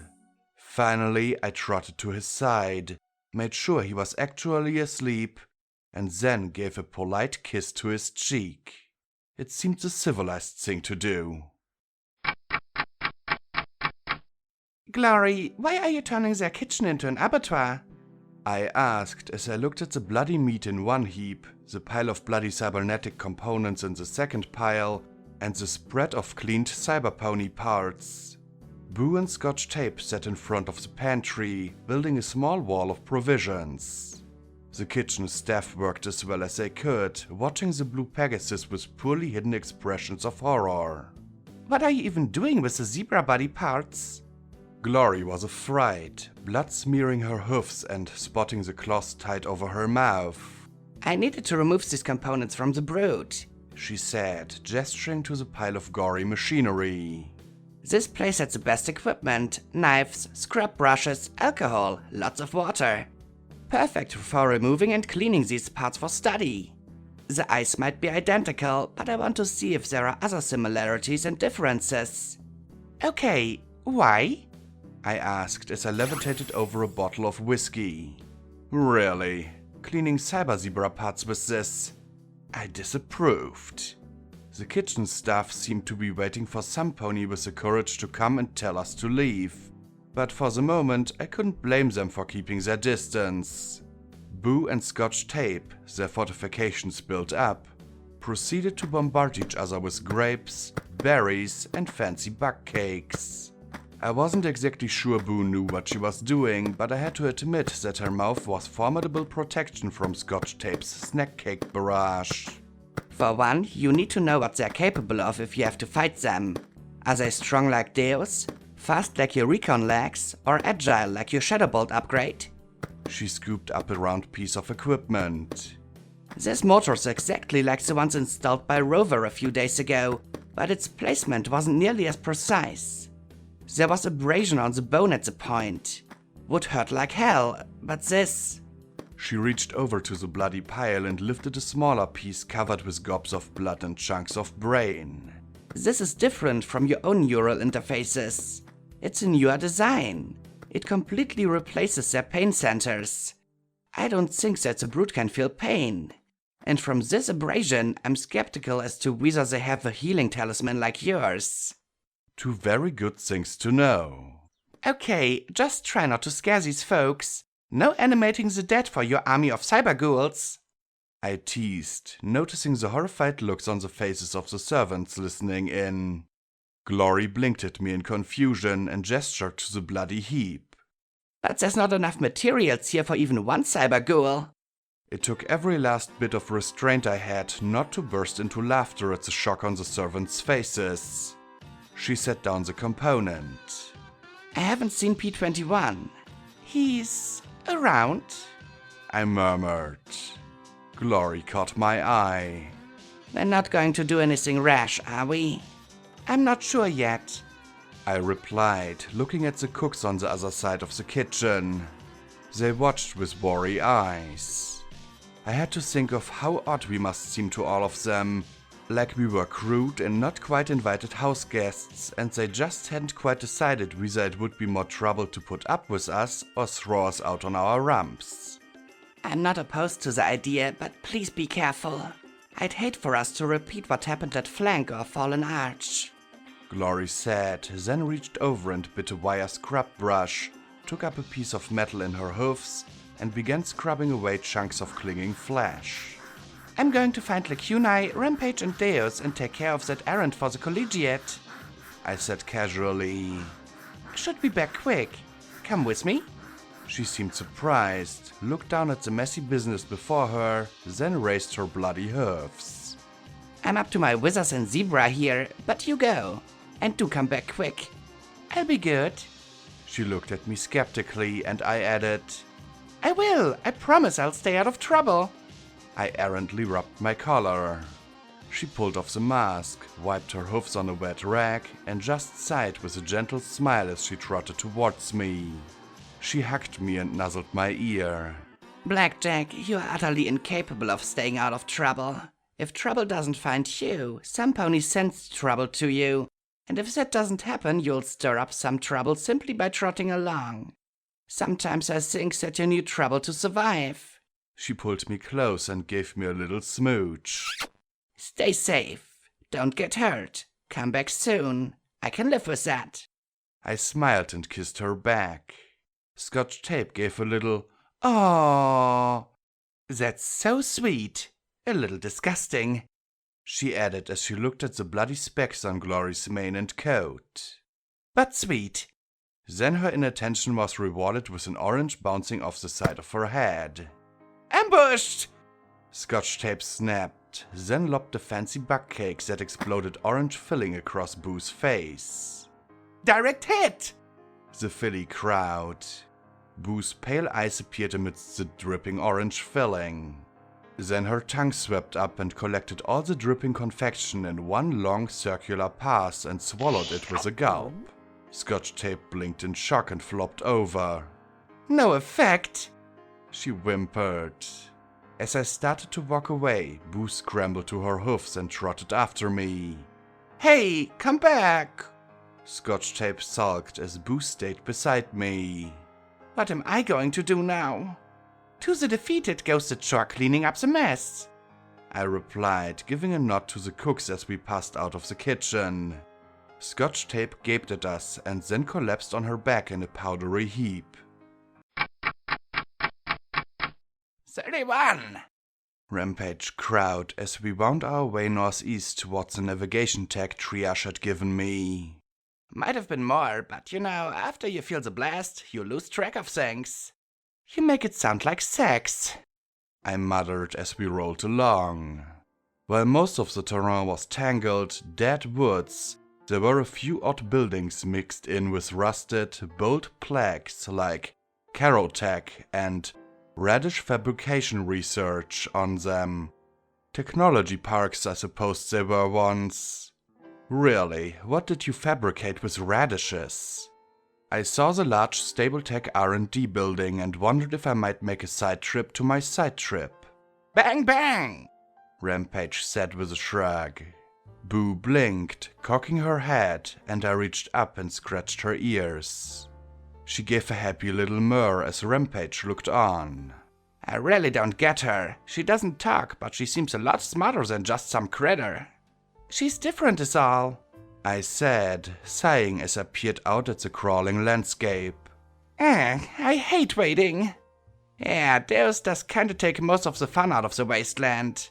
All the random deadly shit just doesn't compare, Rampage said and gestured to her left. Feral Ghoul? She swapped her power hoof to the right. Tank. Then she repeated, gesturing left then right with each group. Pissed off Steel Ranger? Tank. Honorary Relegator? Tank. Zebra Army? Tank. I can see why Dawn was so confident. Tank beats everything. Except a chance at being a better pony, I said, and Rampage smiled and snorted scornfully. If you can't beat him? She looked down at the turret. Hey Deus, we need to paint you bright pink to lure in more things to kill. This auto-travel is boring. Deus revved his engine in a very negative tone. Hey, it was a suggestion. I gazed up at Lacunae flying silently overhead, and Rampage followed my gaze. Is she alright? Rampage asked softly. Huh? How could Rampage possibly know? Her purple cornness, she's acting a little stranger than normal. She doesn't talk, she doesn't eat. She just stands there looking like she's going to cry. Rampage said with a small frown. I mean, she's always weird, but is she okay? I glanced up at Lacunae, but she gave no indication that she'd heard or acknowledged Rampage's concern. I felt the giant metaphorical hoof hovering over my brain. No, she's not. Rampage arched a brow as I felt the goddess start to press down. I closed my eyes, struggling to get even the simplest explanation out. She's dealing with some alicorn stuff. And so was I. I struggled to move my jaw and spit out something, anything, that could be a hint for what the goddess was doing to me. Uh-huh. Anything I can do to help? Rampage asked casually. I could have hugged her. I wanted to. But the goddess slowly crushed my will beneath her hoof. My mouth moved silently, my face screwing up as I struggled to spit out the words. But the pressure became a physical pain. Blackjack? Rampage asked, frowning in concern. No. I stammered, feeling a will besides my own carefully manipulating my mouth to go on. She's fine. I'm fine. Nothing wrong at all, Rampage. Brain damage. My lips curled back in a rictus grin as Rampage stared at me in concern and bafflement. Just wanting some booze and to get laid. And to shoot some shit because that's what I do. I was grinning like an idiot, and Rampage just gaped at me. I felt the goddess's strings quiver in frustration. How are you? I added, and finally Rampage relaxed a little. Just trying not to think about it. Running around with you is a lot easier. Doing anything is easier, she replied. If you squish a bunch of souls together, does that make you a pony? Do I have a soul of my own, or am I just a freak? She sighed and gave a little shrug. Finding out more about Shuja and the other memories you snagged helped, but I still don't have those answers. I felt the strings quiver as the goddess plumped my mind for what I should say. I replied with the most colorful insults I could. Oddly, she didn't seem impressed. You are what you say you are, the goddess answered for me. Never think otherwise. It doesn't matter if you have a soul of your own. She cocked her head at me, and I felt the awkwardness rolling off the connection. I wondered how often the goddess had truly interacted with a pony outside of Unity. Red-Eye at least, but what others? I had vague impressions of odd missionaries spreading the promise of unity to an uncaring wasteland, and seeing the subtle manipulation of their hopes to be transformed into Alicorns themselves. Rampage looked doubtful. I stammered, trying to get a word to her. Rampage was immortal. The goddess couldn't kill her. And there was Deus too. I had to tell her. I blathered like an idiot. My lips twisted as I struggled to spit out a few simple words. The pressure built till I was sure my brains were going to explode out my eye sockets. Then a memory orb floated out of my saddlebags. I looked up at the blank face of Lacunae above as the orb touched my horn. A flicker of magic, and the world swirled away.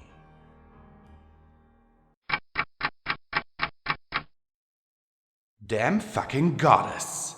I wanted to shove a string of balefire eggs up her huge mutant ass and light them all up. Worse, even in the memory orb I could still feel her. It was like body heat radiating behind me, a telepathic breath in my ear. She'd given me a timeout, and I could still feel all the little twinges and tweaks going on within me. What was she doing while I was stuck in here? First things first. Where was here? At first glance, it appeared to be some sort of indoor junk heap. Mounds of multifarious parts were piled high up the walls of the room I found myself in, and a mountainous heap of haphazardly connected electrical components sat in the middle. A dozen massive screens mounted on the central technological mishmash glowed with static. I knew the body I was in quite well. The slow burn with every breath, the painful scars that tugged with each step, the ache deep in his bones that made every step a punishment. Goldenblood stood in some kind of strange laboratory with a dozen other ponies. He floated a clipboard before him, idly drawing houses in the margins of some banal-looking form. You aren't supposed to be doing that, a dark Pegasus muttered beside him. He glanced at her, then looked around at the assembled ponies. I noticed the unicorn Zony Silver Stripe examining the hulking piece of machinery with rapt attention, while Psalm stood quietly at the rear. The black unicorn wore the ominous riot armor, Sans helmet, as she watched with hollow, haunted eyes. He gave a little snort. Oh, please, Eclipse. The princess isn't going to need this report. You never know. She might, the Pegasus said with a mysterious little smirk. Then the mustard-yellow horse trotted out in front of us with an easy grin. Fillies and gentle colts of the OIA. I just know how much you love these little demonstrations. So, with no further ado, may I present the Crusader 1.2. A marked improvement over the original Stabletech design in terms of processing power and capabilities. he said, turning towards Goldenblood and giving a small bow. Thanks to your painstaking work of looting Equestria's patent office, I've been able to extend to Equestria as a whole a mainframe superior to anything produced by Stabletech. One would think he'd be a little more humble about copying Applebloom's work, Eclipse murmured. Horse is allergic to humility, Goldenblood replied in his gurgling rasp. I've seen the real thing. That device is twice the size and power draw of a real Crusader. I'll be impressed if it has half the processing power of the original. If only Stabletech was willing to sell them to us directly, Eclipse muttered with a frown. Stabletech opposes the war. We should be glad they're only wasting their resources building bunkers. There could be a much larger problem if they decided to really assert themselves. Goldenblood muttered. We'll have to make do with Horse's contraption. Horse grinned enthusiastically to the crowd as the robotic Sweetie Belle trotted out to join him.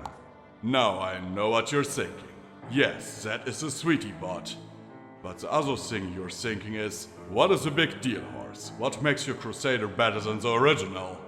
Horse chuckled and pulled out from the side of the central machine a strange mesh of gold wire studded with tiny talismans. Well, I'll show you. By now you're all familiar with the mind transference systems that Stabletech perfected. But really, what good does a permanent transfer do? With the new and improved Crusader 1.2, you can upload as many minds as you need to. Swap between them. Scan for information you need and simply use a part of it. He jumped the golden spiderweb onto his head, and the dozens of tiny talismans began to flicker and blink. On the massive terminal screens, symbols began to stream and dance, showing flashing lines of data scrolling by. Suddenly, a massive digital head of Horse appeared on the screen. Voila! The audience gave appreciated ohs, and the digital head split in a massive grin. Of course, that's not all, he crowed, and then he looked down at the Sweetie Bot. Her eyes flashed and scrolled green lines of data. Then the robot adopted a grin exactly the same as the one upon the screen.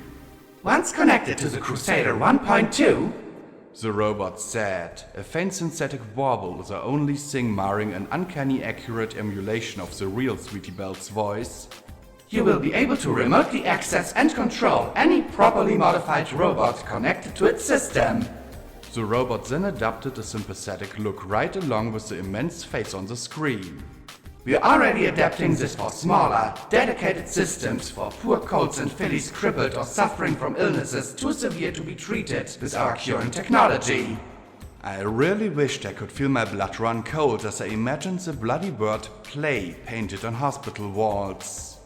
Horse removed the delicate golden netting, and the attendees moved closer. And with a push of a button, he pushed a large red button on the side of the machine. For a moment, the horse on the screen looked alarmed, but then it was replaced by a field of static as a pony horse proclaimed, "The upload is purged and can be replaced by any other mind you may wish. Come on up and try it."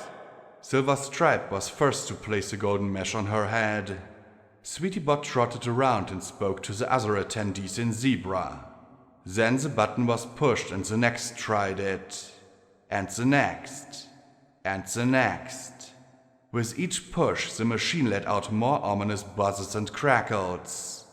Technicians emerged and began to check the machine's panels and displays with nervous looks. As the demonstration went on, with each pony giving the computer and Sweetie Bot a trial trot, Horse kept giving glances over at the scout stallion. "What about you, Goldie? Care to try it out?" Horse taunted as he waved the net at Goldenblood. "No, thank you," Goldenblood rasped, his eyes cool and contemptuous. "Your machine looks a little unstable. I don't recall Applebloom's Crusader buzzing like that." "It's buzzing from sheer awesomeness," Horse said, the veins in his temples throbbing as he grimaced in annoyance. "Thank you, we shall consider it," Goldenblood said dismissively as he turned his back on Horse. Suddenly there was a shout and a shove, and for a moment something metal touched his mane.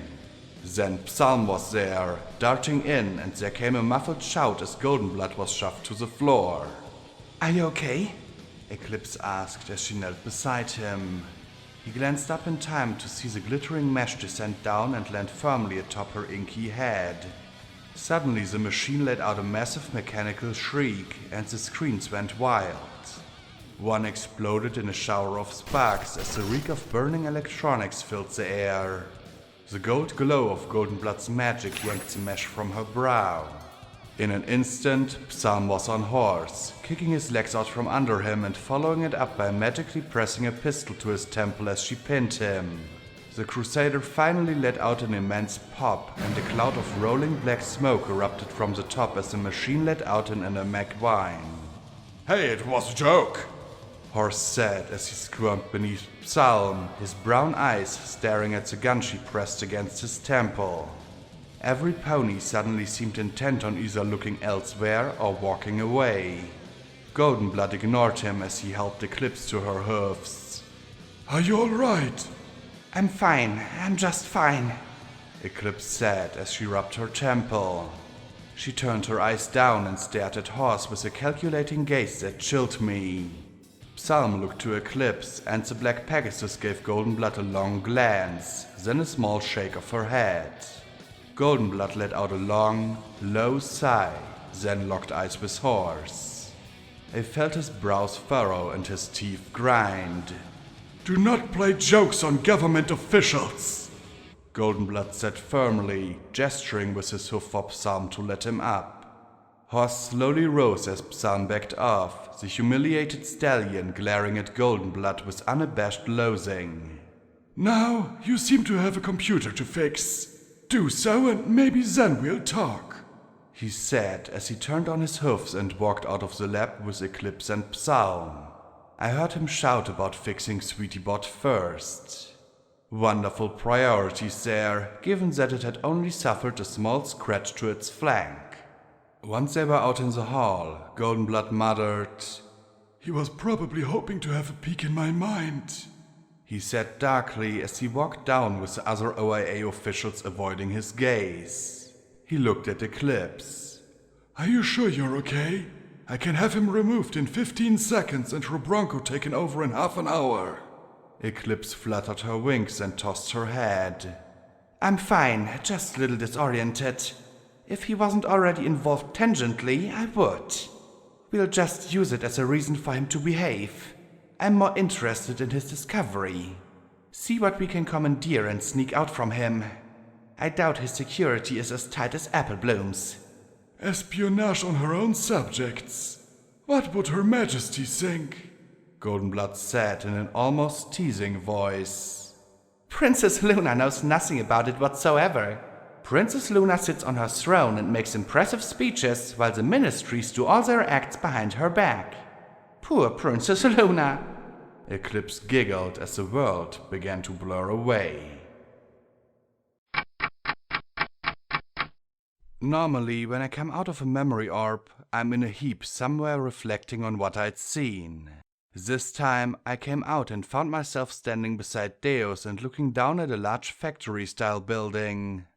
Roseluck Agri-Farms was written across the third story in fancy red cursive script. The next second, his main guns roared and I flopped back on my side. Thank Luna for reinforced hearing or I'd be deaf right now. Below, a sentry robot exploded in a shower of steel.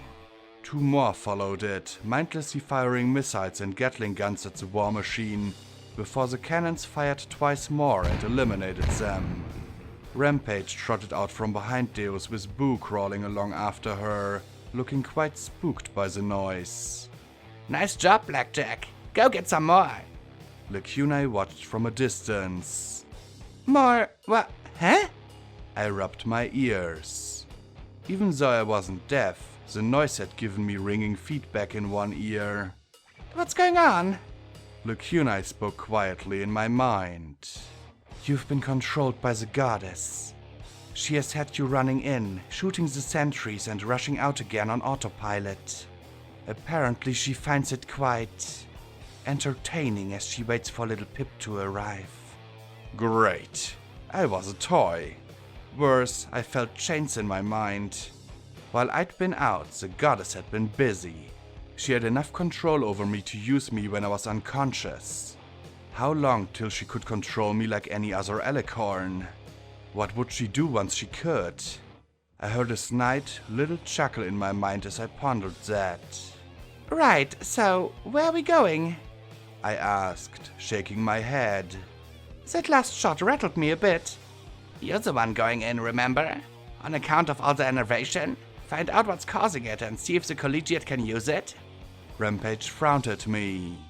Are you sure you're okay? You've been acting strange all day.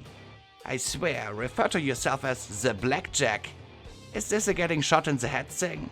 I never said the Rampage when I was shot in the head. I tried to will her to put it together, but then she chuckled and said, Heh, the Rampage likes. Damn it, I should have brought P21. No, I got it. I said as I stood and dusted myself off with a hoof. I'm going. I said as I trotted down towards the building, looking for red bars.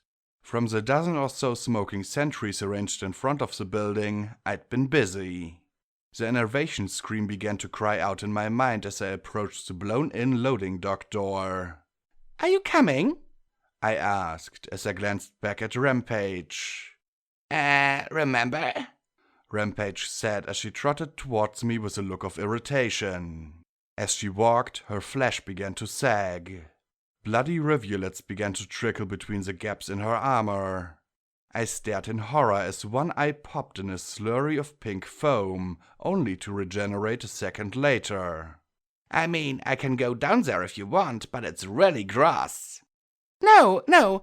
Stay here and keep Deus company. I'll bring more sentries if I find them. I said, turning away. I couldn't feel sick, but oh, how I wanted to throw up.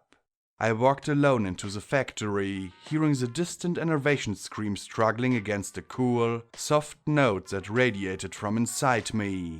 It sounded so familiar. Stupid goddess brain damage was making it hard to think.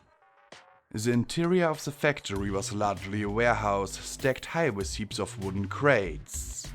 Corrosion streaked the metal walls and girders, and water sloshed coldly around my hoofs. Some of the crates were open, holding rusty equipment which I guessed was for farming. Others were full of plastic barrels filled with pulpy mush with Seed Stock Corn 21A printed on the side.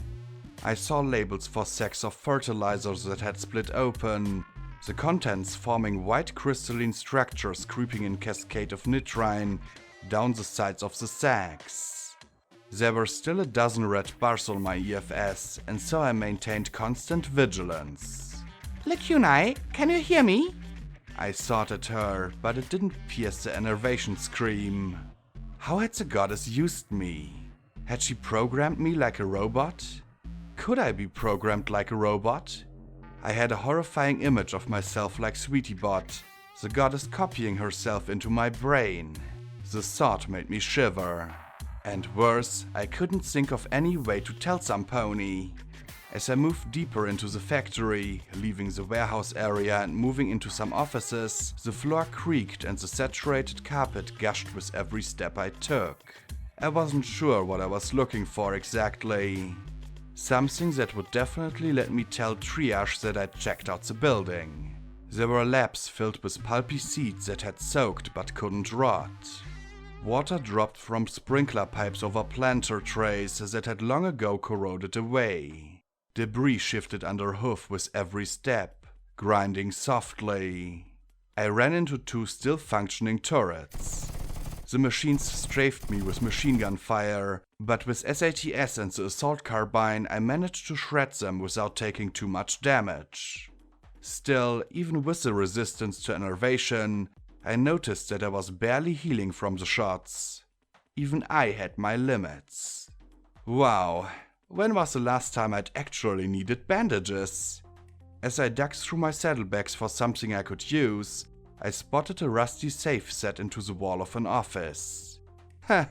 Speaking of last times, I had some bandages wedged away down deep next to some old, crumbly Stable 99 grass chips.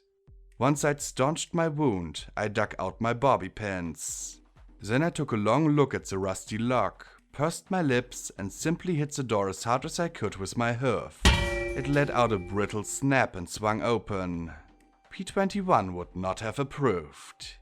Inside were some gold bits in a box marked Petty Cash and a few healing potion bottles filled with black tar. I also saw some file folders. Most of them were spoiled by water, but I saw a note that had survived. Geez, Rose, where's Hippocratic getting these sales figures for our pest solutions?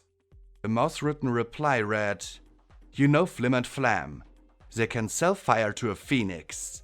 It wouldn't surprise me if they are marketing to the enemy to make these figures." Right, because during the war, selling anything to the enemy was a good idea. Nothing else of use in the office. Then I spotted a door with faded paint barely legible through the rust. Pest Solutions. Below it was another sign. Designated emergency shelter.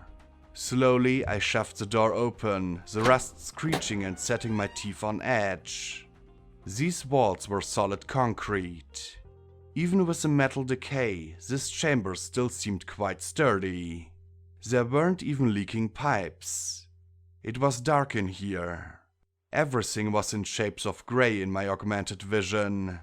The floor was ankle-deep in viscous fluid as I walked along tables stocked with long steel fabrication machinery. I could taste metal in the air. Coppery. Across the room, a lone terminal beckoned with its flickering screen. I slowly picked my way to it, feeling the thick water concealing uncertain impediments that shifted under hoof when trod upon. At the green glow of the terminal, I saw that the screen said, "Rose Lac Agri-Farms, Emergency Protocols. Step 1. Evacuate all personnel to designated emergency shelters. Step 2A. Wait for the all clear to be given by emergency personnel and management. Step 2B. If evacuation warning is sounded, proceed to the north parking lot. Remain calm. Walk. Do not run. Step 3. When the all clear is sounded, contact your division manager for damage and risk assessment. Do not simply leave the premises." I carefully began to explore the information on the terminal. There were a lot of banal, uninteresting reports about meeting quarterly goals. Then I spotted 3 letters that perked my interest. OIA. Are you sure the OIA is involved? We don't have anything to do with the other ministries. I'm sure, Lily. That freaky metal in Pest Solutions, they provided it. I thought it came from Hippocratic.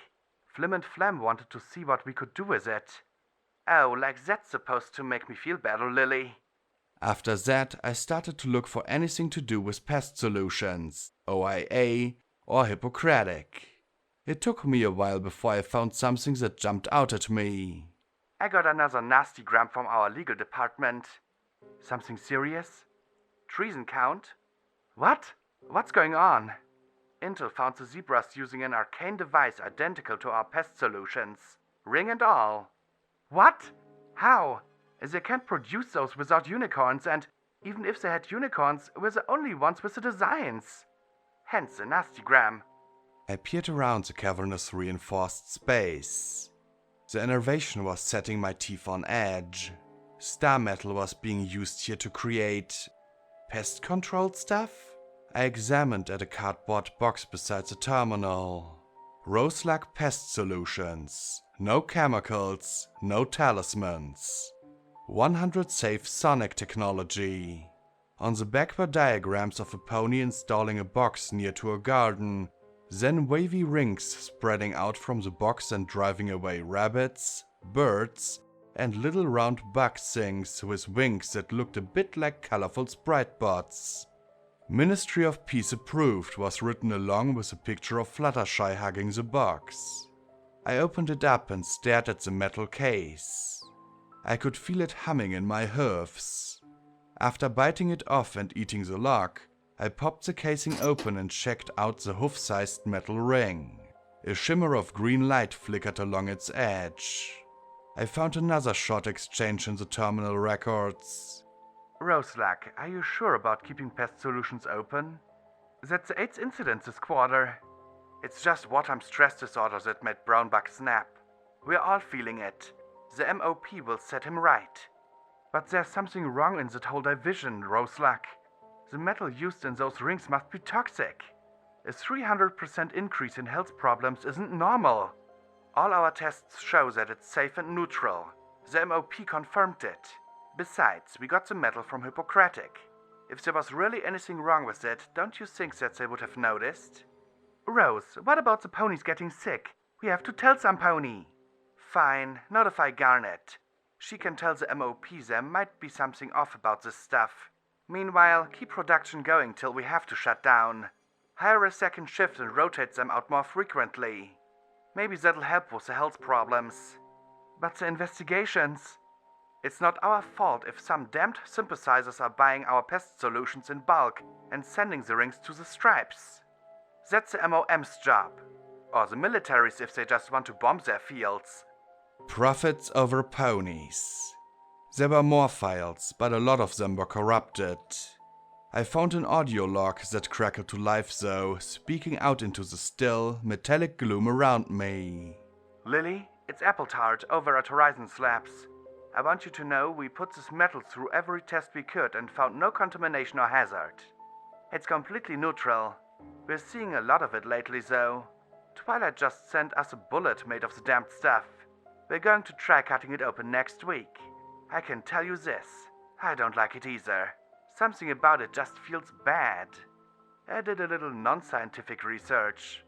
Took me forever to contact a researcher in esoteric energy, as she hypothesized that this metal somehow draws and manipulates souls.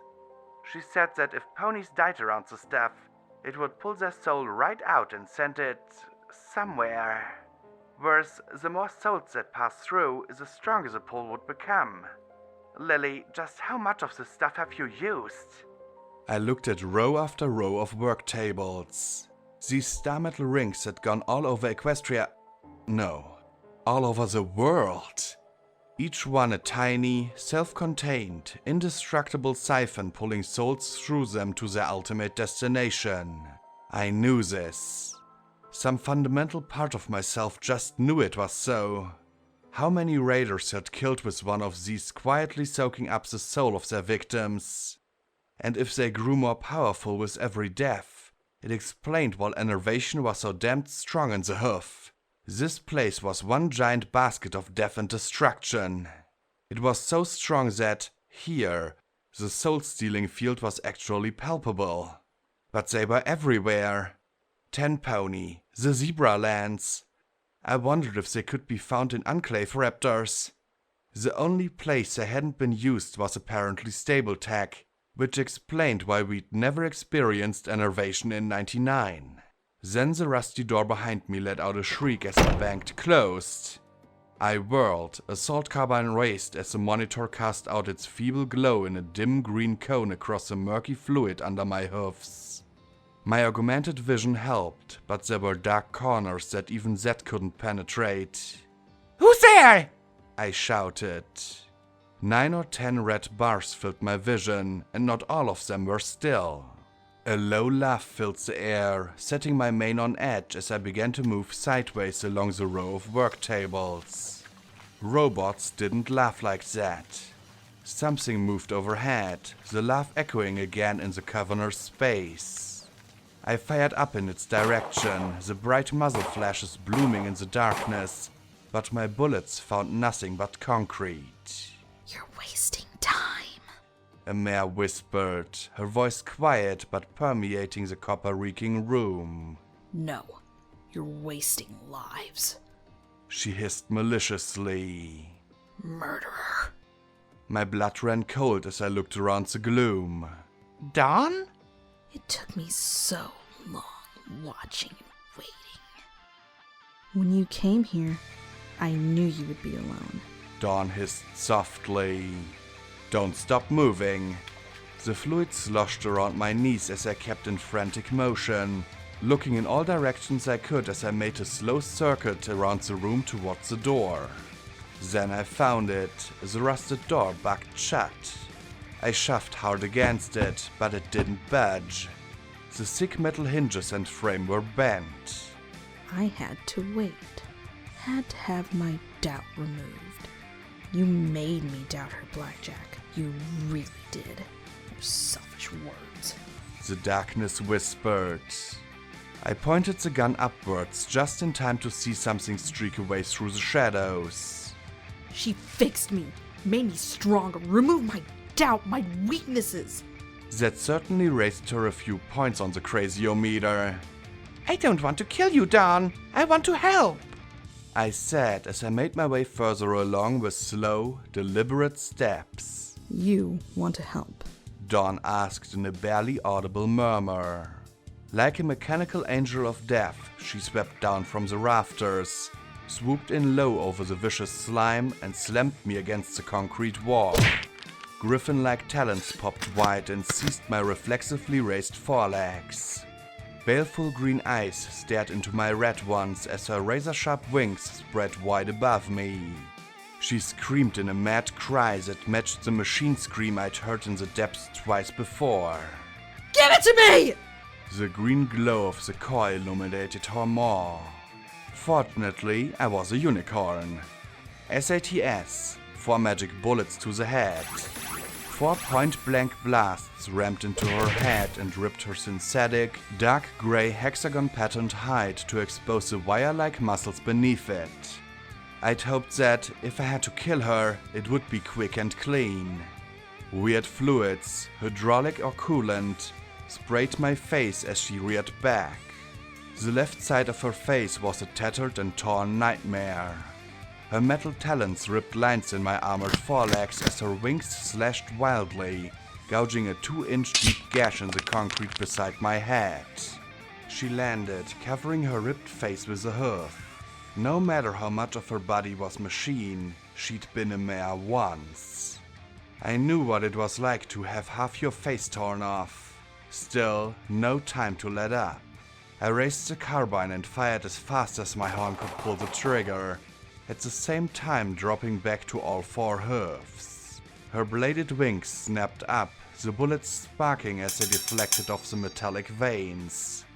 When she started to move, I threw myself aside, rolling in the muck as she flashed through the air and slashed where I'd been standing an instant before. The razor edges of her wings caught the carbine trailing behind me, tearing it out of my grip and slicing through the barrel, then tossed through the concrete wall and flung it out chunks of debris. I slammed a magazine of shock rounds into Vigilance as I rolled up to my hooves, the dark fluid covering the floor dripping off me as I crouched and fired. Letting out an inequine cry, she launched herself back into the air, avoiding my next shots as I tried to follow her. Damn it, I needed light.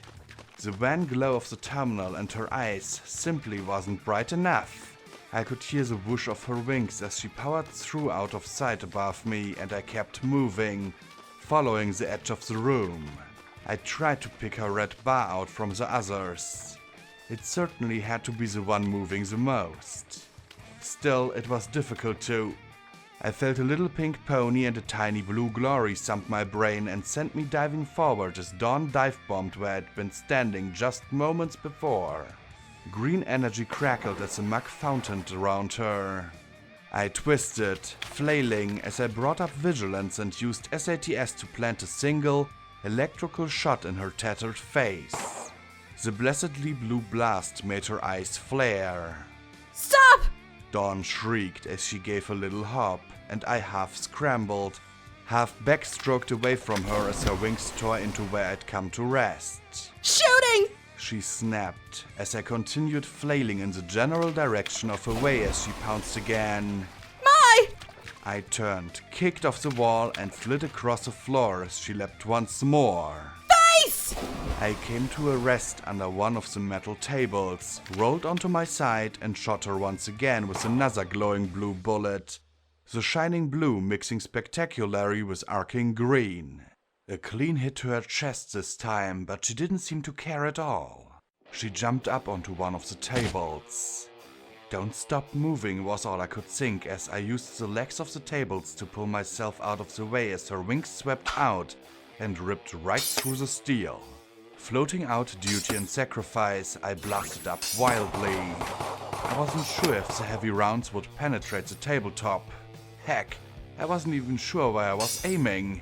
But it'd be better than nothing. I suddenly ran out of table, kicking off of the last legs to slide out and using my fully recharged SATS to ram a barrage of 8 rounds into her armored torso. The heavy dueling pistols punched deep into her mechanical chest, and more of that dark fluid leaked from her body as she fell back. Mistress! She cried out as I came to rest, reclining in the coppery ooze. Suddenly there was an electric crackle and buzz as, one by one, the rows of lights came to life. Dawn flew back, landing on the far side as power was restored to the room. And to the silver rings. They were everywhere. They dangled from partly constructed cases. They were hanging on dozens of racks overhead, wired up for testing. And as the equipment glowed to life, the innervation scream suddenly became much clearer and distinct. That counterpoint inside me wasn't enough to keep it at bay. As I lay there, I felt something inside me spasm. A burst of sour blood poured out of my mouth as I felt the scream grow. Weakness of flesh. Dawn replied as I rose to my hoofs, and realized I stood in a field of gore. Red fluid, not water but the liquefied remains of the ponies who had sheltered here, coated me. They'd come into this solid, reinforced room expecting shelter from bombs and bullets. With the death of the bombs falling, the ring's innervation fields had spiked and transformed them into this oasis of gore. They'd never rot. They could only liquefy. Fucking Huffington! I screamed as I scrambled to my feet and blasted at her with my pistol and revolvers. Now Dawn was the one flying for cover as I staggered, fighting against the star metal rings that threatened to liquefy me.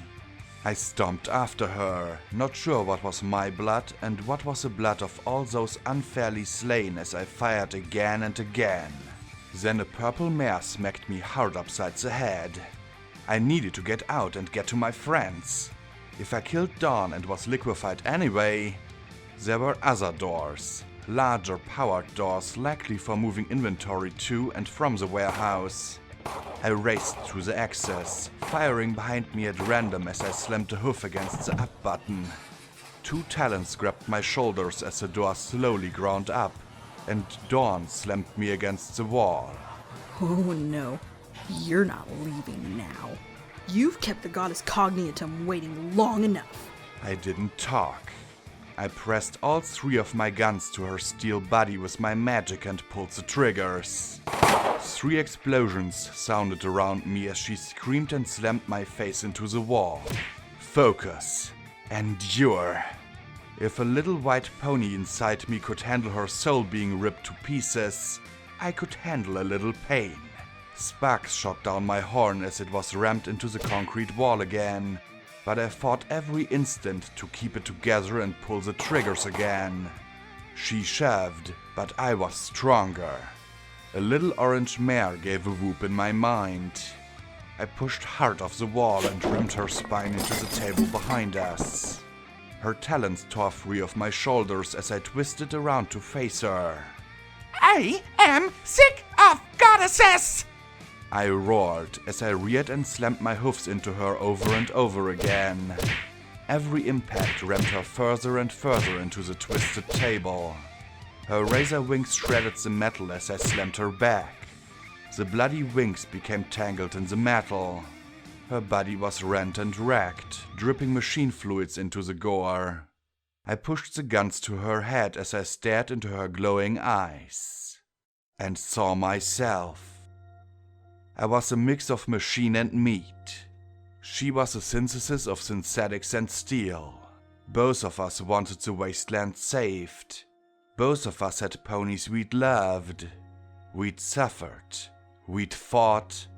We'd killed. Two sides of the same coin. Were it not for my friends, what would have stopped me from becoming just like her?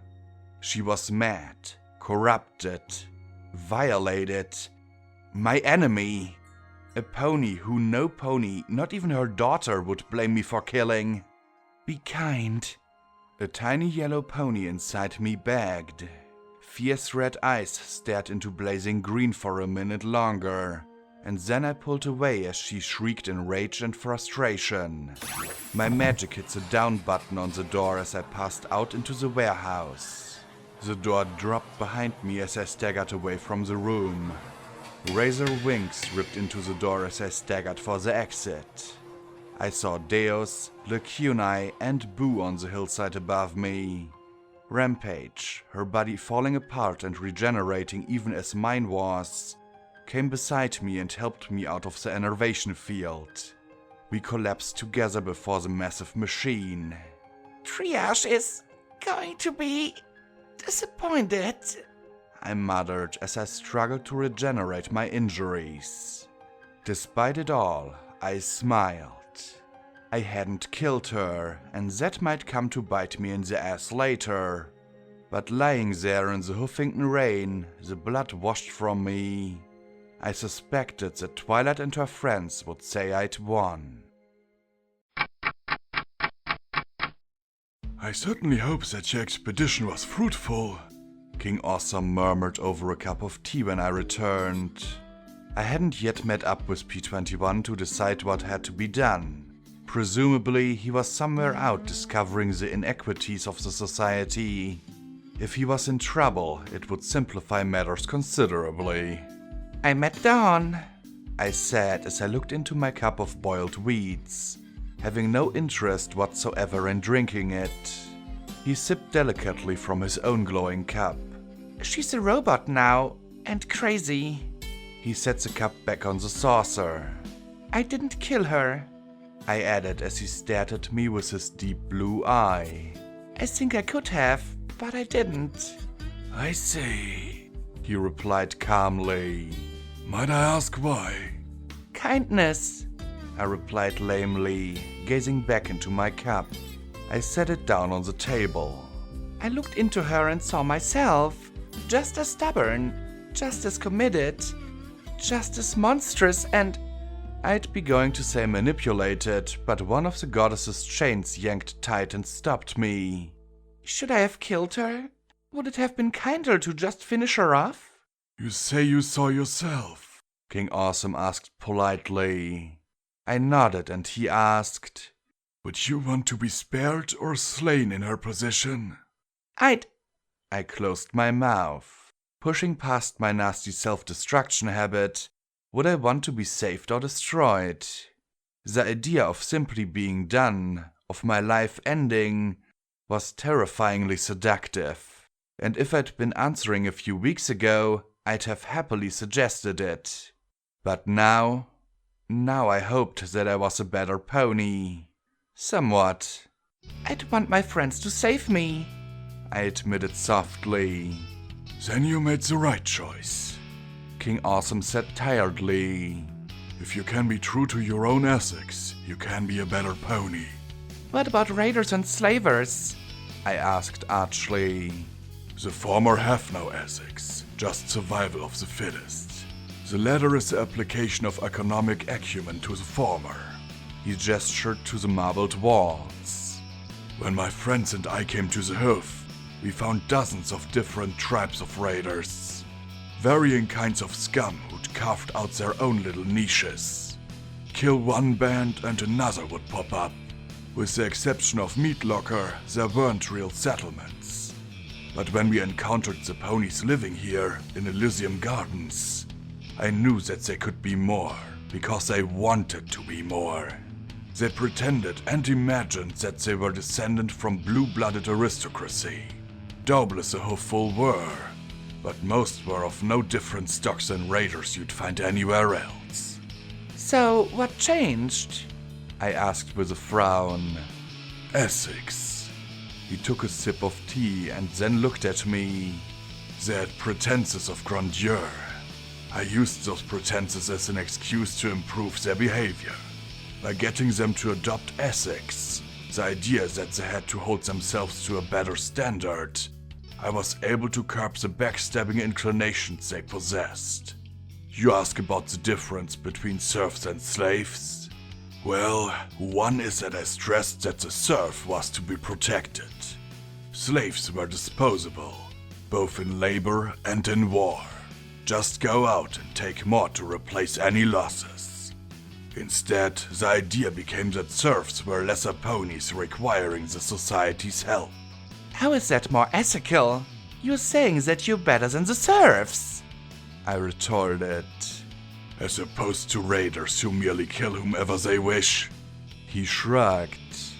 I never said it was perfect. But Equestria, in ancient times, used a form of serfdom that created the aristocracy of Canterlot. Eventually we grew out of it, and the aristocracy became a superfluous holdover from the old days. Eventually, the society will follow the same path. He looked at me evenly. That is why I agreed to meet with you, Blackjack. Too many would see what we've done and dismiss it as simple slavery. It's not. It may not be much better, but it is better and will become much better still. I hope that you can recognize what my friends could not. A shadow of tired sadness crossed his face. They didn't understand? I guessed. He shook his head. To them, I was just another slaver. Worse, a sellout. The society fed thousands with our plantations, and that increased the demand for slaves. He rubbed his brow with a hoof. Big Daddy with his gang of thugs. Crunchy with her weapons. Keeper with his bottle caps. Zodiac with her books. All of us certain that we knew the best way to fix everything. And Dawn looking for her one solution, I murmured. So you do understand her? He chuckled. Yes, she was always so certain that if we just found or did that one magical thing, everything would be better. The Enclave, or the Core, or something. He sighed and shook his head again. Well, she was the youngest of us. She's a lot like me, I murmured, dropping my eyes. He studied me for a long moment, then smiled. She is, but you're a bit more. After all, you still have your friends. He sighed again and leaned back in the wheelchair. Excuse me, Blackjack, but I'm feeling very tired again. Perhaps we can continue this later? Sure, I said as I rose to my hoofs and slipped out of his room of pre-war curiosities. As he began to softly doze, I closed the door quietly behind me. Blackjack! Grace shouted down the hall as she stormed up in a furious huff. 2 power-armored ponies followed, another unicorn behind levitating a 5th pony. What is the meaning of this? Huh? I said as I sat down on the floor. She waved her hoof at the 2 armored ponies. Slowly, they moved aside to reveal that the levitated pony was a battered P-21, his hoofs tied and his mouth gagged. You sent this pony to spy on us. We caught him in the plantations, interfering with an overseer. I felt a dangerous calm overtake me as I began to think about how best to neutralize the former Steel Rangers. Of course I did, I replied calmly. And I want him back and healed, I added firmly. Don't bother trying to deny. Grace began, then blinked at me absently. I see. She pondered a moment, then turned to the unicorn levitating P-21. Don't just stand there! Let him down, untie him, and get him healed at once! The pink unicorn mare blinked in shock, and then bowed her head and began to remove P-21's bonds. Grace took a deep breath and turned to face me once more. Okay, why? I wanted to see how you really are, how you treat your serfs, and if I needed to do something about it. I replied evenly, relaxing a bit as P21 was freed. Do you know what you've done? Grace said as she started to pace back and forth. Half the society believes you came here intending to do that in the first place. Now they'll think you sent your stallion here to make contact with the serfs who foment rebellion. He was molesting her. P21 spat with venom as he glared at Grace. The pink-maned unicorn cast a spell, mending some of his contusions, but he pushed her away and snarled at the white aristocrat. That was why I stomped his head in. Grace flushed. I heard it was consensual, not forced. Grace muttered. Consensual? When you control every part of a pony's life, where precisely does consent come into it? He spat at her, making her back up as he trotted over to me. Grace turned even redder before she looked me boldly in the eye. If that's the case, he'll be stripped of his authority. But understand that things are very tense right now, Blackjack. Every member of the society has armed themselves, and they're bringing in more bodyguards for your inevitable coup. There are suggestions that we should take hostages, invite the Harbingers to deal with you, poison you, make some other attack before you act. I beg of you to consider this. I'm trying to keep every pony from getting killed. She looked on the verge of tears in her frustration. I sighed. I don't want any pony to die either. Please believe that and pass that on. But I also can't do nothing. Grace sighed and slumped. I see. She then straightened and said sharply, You understand that every minute I try to convince others not to act, I put my own well-being on the line. Try to conduct yourself more discreetly. She then turned and nodded for the trio to follow her back the way they'd come. We all found a safe little corner on the roof where no pony could overhear us. Lacuna wasn't able to summon her shield spell to protect us from the rain due to her treatment by the goddess. Worse, I couldn't explain why to the others. I couldn't even show my frustration. However, though it took me a dozen tries, I was finally able to get the umbrella-like rain spell from Twilight's book to go off and protect us from the drizzle. Mostly. Well, wet mains were still better than being completely soaked through by the roaring downpour. So, what did you find? I asked P21, trying to copy Mom's no-exaggerating look. He took a deep breath and let it all out in a huff. It's not good. Not as bad as Fallen Arch, but still pretty bad. He pushed his head back. There's probably 200 or 300 serfs. They're fed decently enough, I suppose. Better than out in the wasteland. But there's no doubt that they're getting the short end of the stick here. They can't leave, have no say in the work they do, and if they refuse to work, then the overseers can whip them, lock them up in steel crates, starve them, anything to get them to do their job. How long do they work? Glory asked with a small frown. More than half the day. They get a small break for meals and sleep. Then it's back to work. He rubbed the back of his neck. Once a week they get a break. That's when most of the maintenance is done down in the plantation. Seems pretty civilized for the surface. Glory replied. It's not really all that different from Sky Farm settlements in the Enclave. Not a pleasant life, but safe. Oh yeah? Do your supervisors force workers to fuck 'em? P21 asked as he rounded on her. Some do, yes, and when they're caught, they're punished. Glory answered him plainly. Is that the case here? P21 sighed and looked away. That's not the point. Most of them do it, no matter what the rules say. Are the overseers nobles or serfs? Glory asked. What does it have to do with anything? P21 countered. My point is that you seem utterly determined to condemn this place because of your own personal experience. I understand why. Glory said evenly as she gestured towards the golf courses and the shacks spread out across them. But I look at what these ponies are doing and, while I think it's not perfect, it's absolutely a step in the right direction. They work until they're dead. Colts and fillies prepare food. Old ponies do what little chores are left over. How is that a step in the right direction? P21 growled. They're not killing and they're not getting killed. That seems like an improvement to me, Glory said before looking at me. I had a very long and very interesting talk with Prince Splendid while you were out. It seems that he is of the opinion that the society can do more, far more for the wasteland. Right now, a great deal of their wealth is being squandered on pointless celebrations. Like this Grand Galloping Gala or whatever it's called. He thinks that, with a little effort, the society could expand as they did in the Fluttershy Medical Center.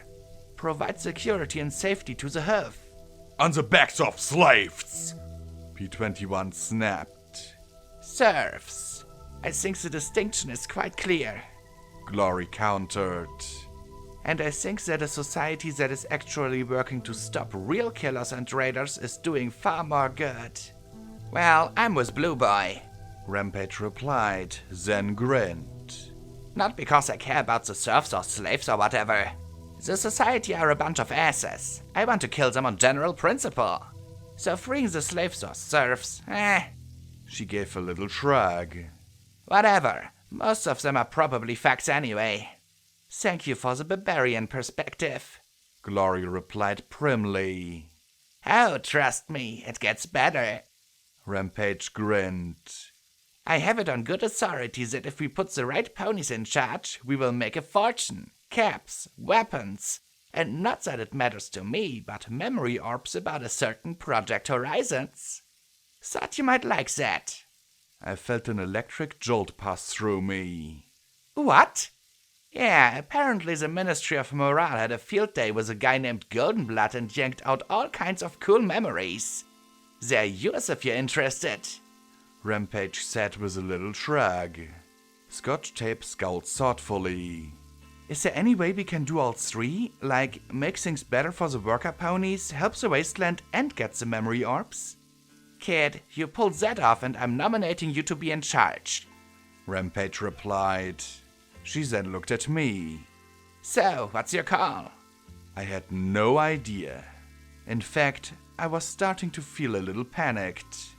It was like Mom throwing a pop quiz at me. I don't know. I just came here for an airship. I stammered as I stared at P21, then at Glory, then at the others. Why is every pony looking at me to decide this? Remember Flank at 99? I also remember Riverside and what you created there. Glory replied with a small smile. And you helped in chapel? Scotch Tape added immediately. Rampage shrugged. While it was pretty decent already, you didn't do Meatlocker any harm either. I sat back hard, looking from P21 to Glory and back again. I had no idea which would be the better choice. P21 had a valid point, but then, so did Glory. Maybe Rampage was right and I should simply take what I could get and leave some pony else to pick up the pieces. Can we see which option shoots at me first? That's usually how I determine if something is good or bad. Glory and P21 groaned almost in unison. What? It's a perfect fair indication. You could choose none of the above, Scotch Tape offered. P21 shook his head. Blackjack won't do that. Of course not. She's going to help protect the wasteland. Glory replied firmly. No, she's going to help the serfs. P21 snapped back. Serving the wasteland is much more practical and the greater good. Glory retorted, not backing down. Why, you stuck-up little enclave? P21 began. I felt the sense of panic rising inside me, seeing my friends fight like this. I really didn't know which one I should support. They were both right. Rampage let out a scornful, Oh, will you two just shut up and fuck already? I'm sure Blackjack would love that too. Glory and P21 gaped at each other, at her, and then at me, all in perfect unison. With her? Blurted P21 as Glory gave a scandalized, With him? They concluded with a simultaneously disgusted, Gross! The utter similarities between the two had me burst into laughter, and I reached out, grabbed them both in a headlock, and pulled them into a huge hug.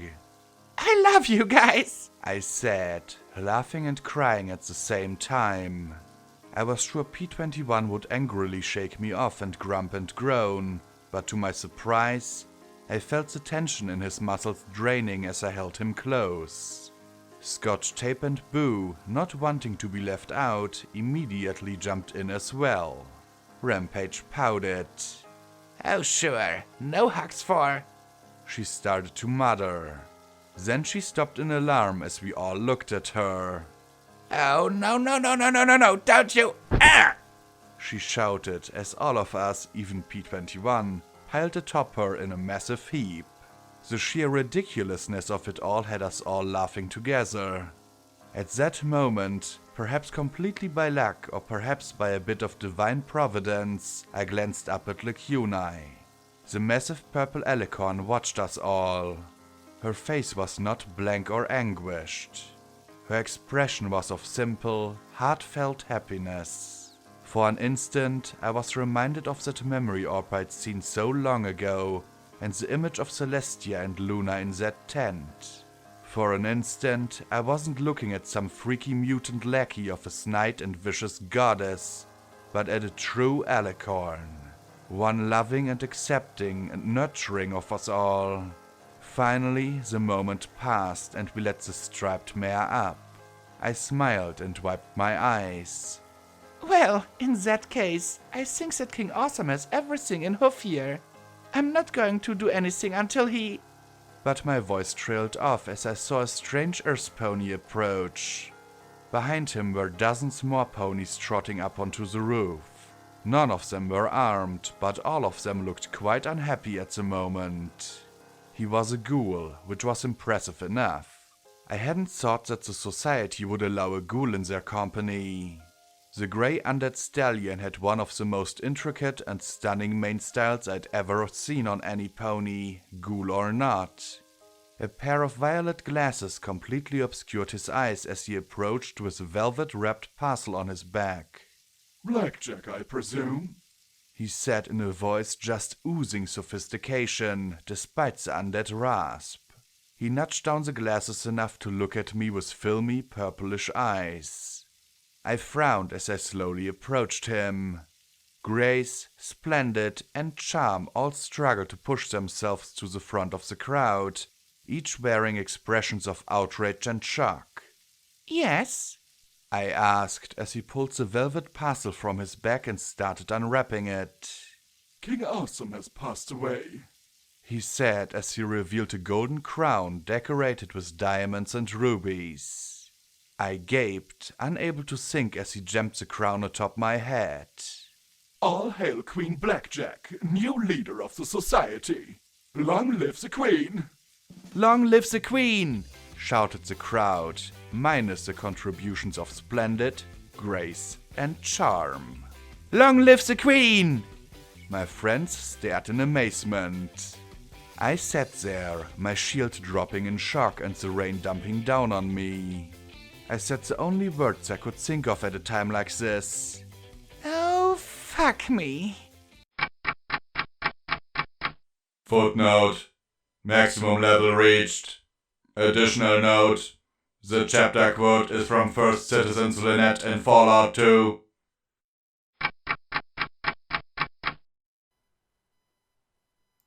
And now for the credits, every pony. This chapter was narrated for you by Visual Pony. The chapter was edited by S. Additional voices were provided by The Secret Dreamer as Dawn You've kept the goddess Cognitum waiting long enough. and Sola as Splendid. I'm afraid I have something to attend to. Do see that she gets to father, dear sisters. Sound effects were provided by freesound.org. The music was provided by the YouTube Audio Library. Visual Pony Audiobook Productions hopes that you have enjoyed this audiobook.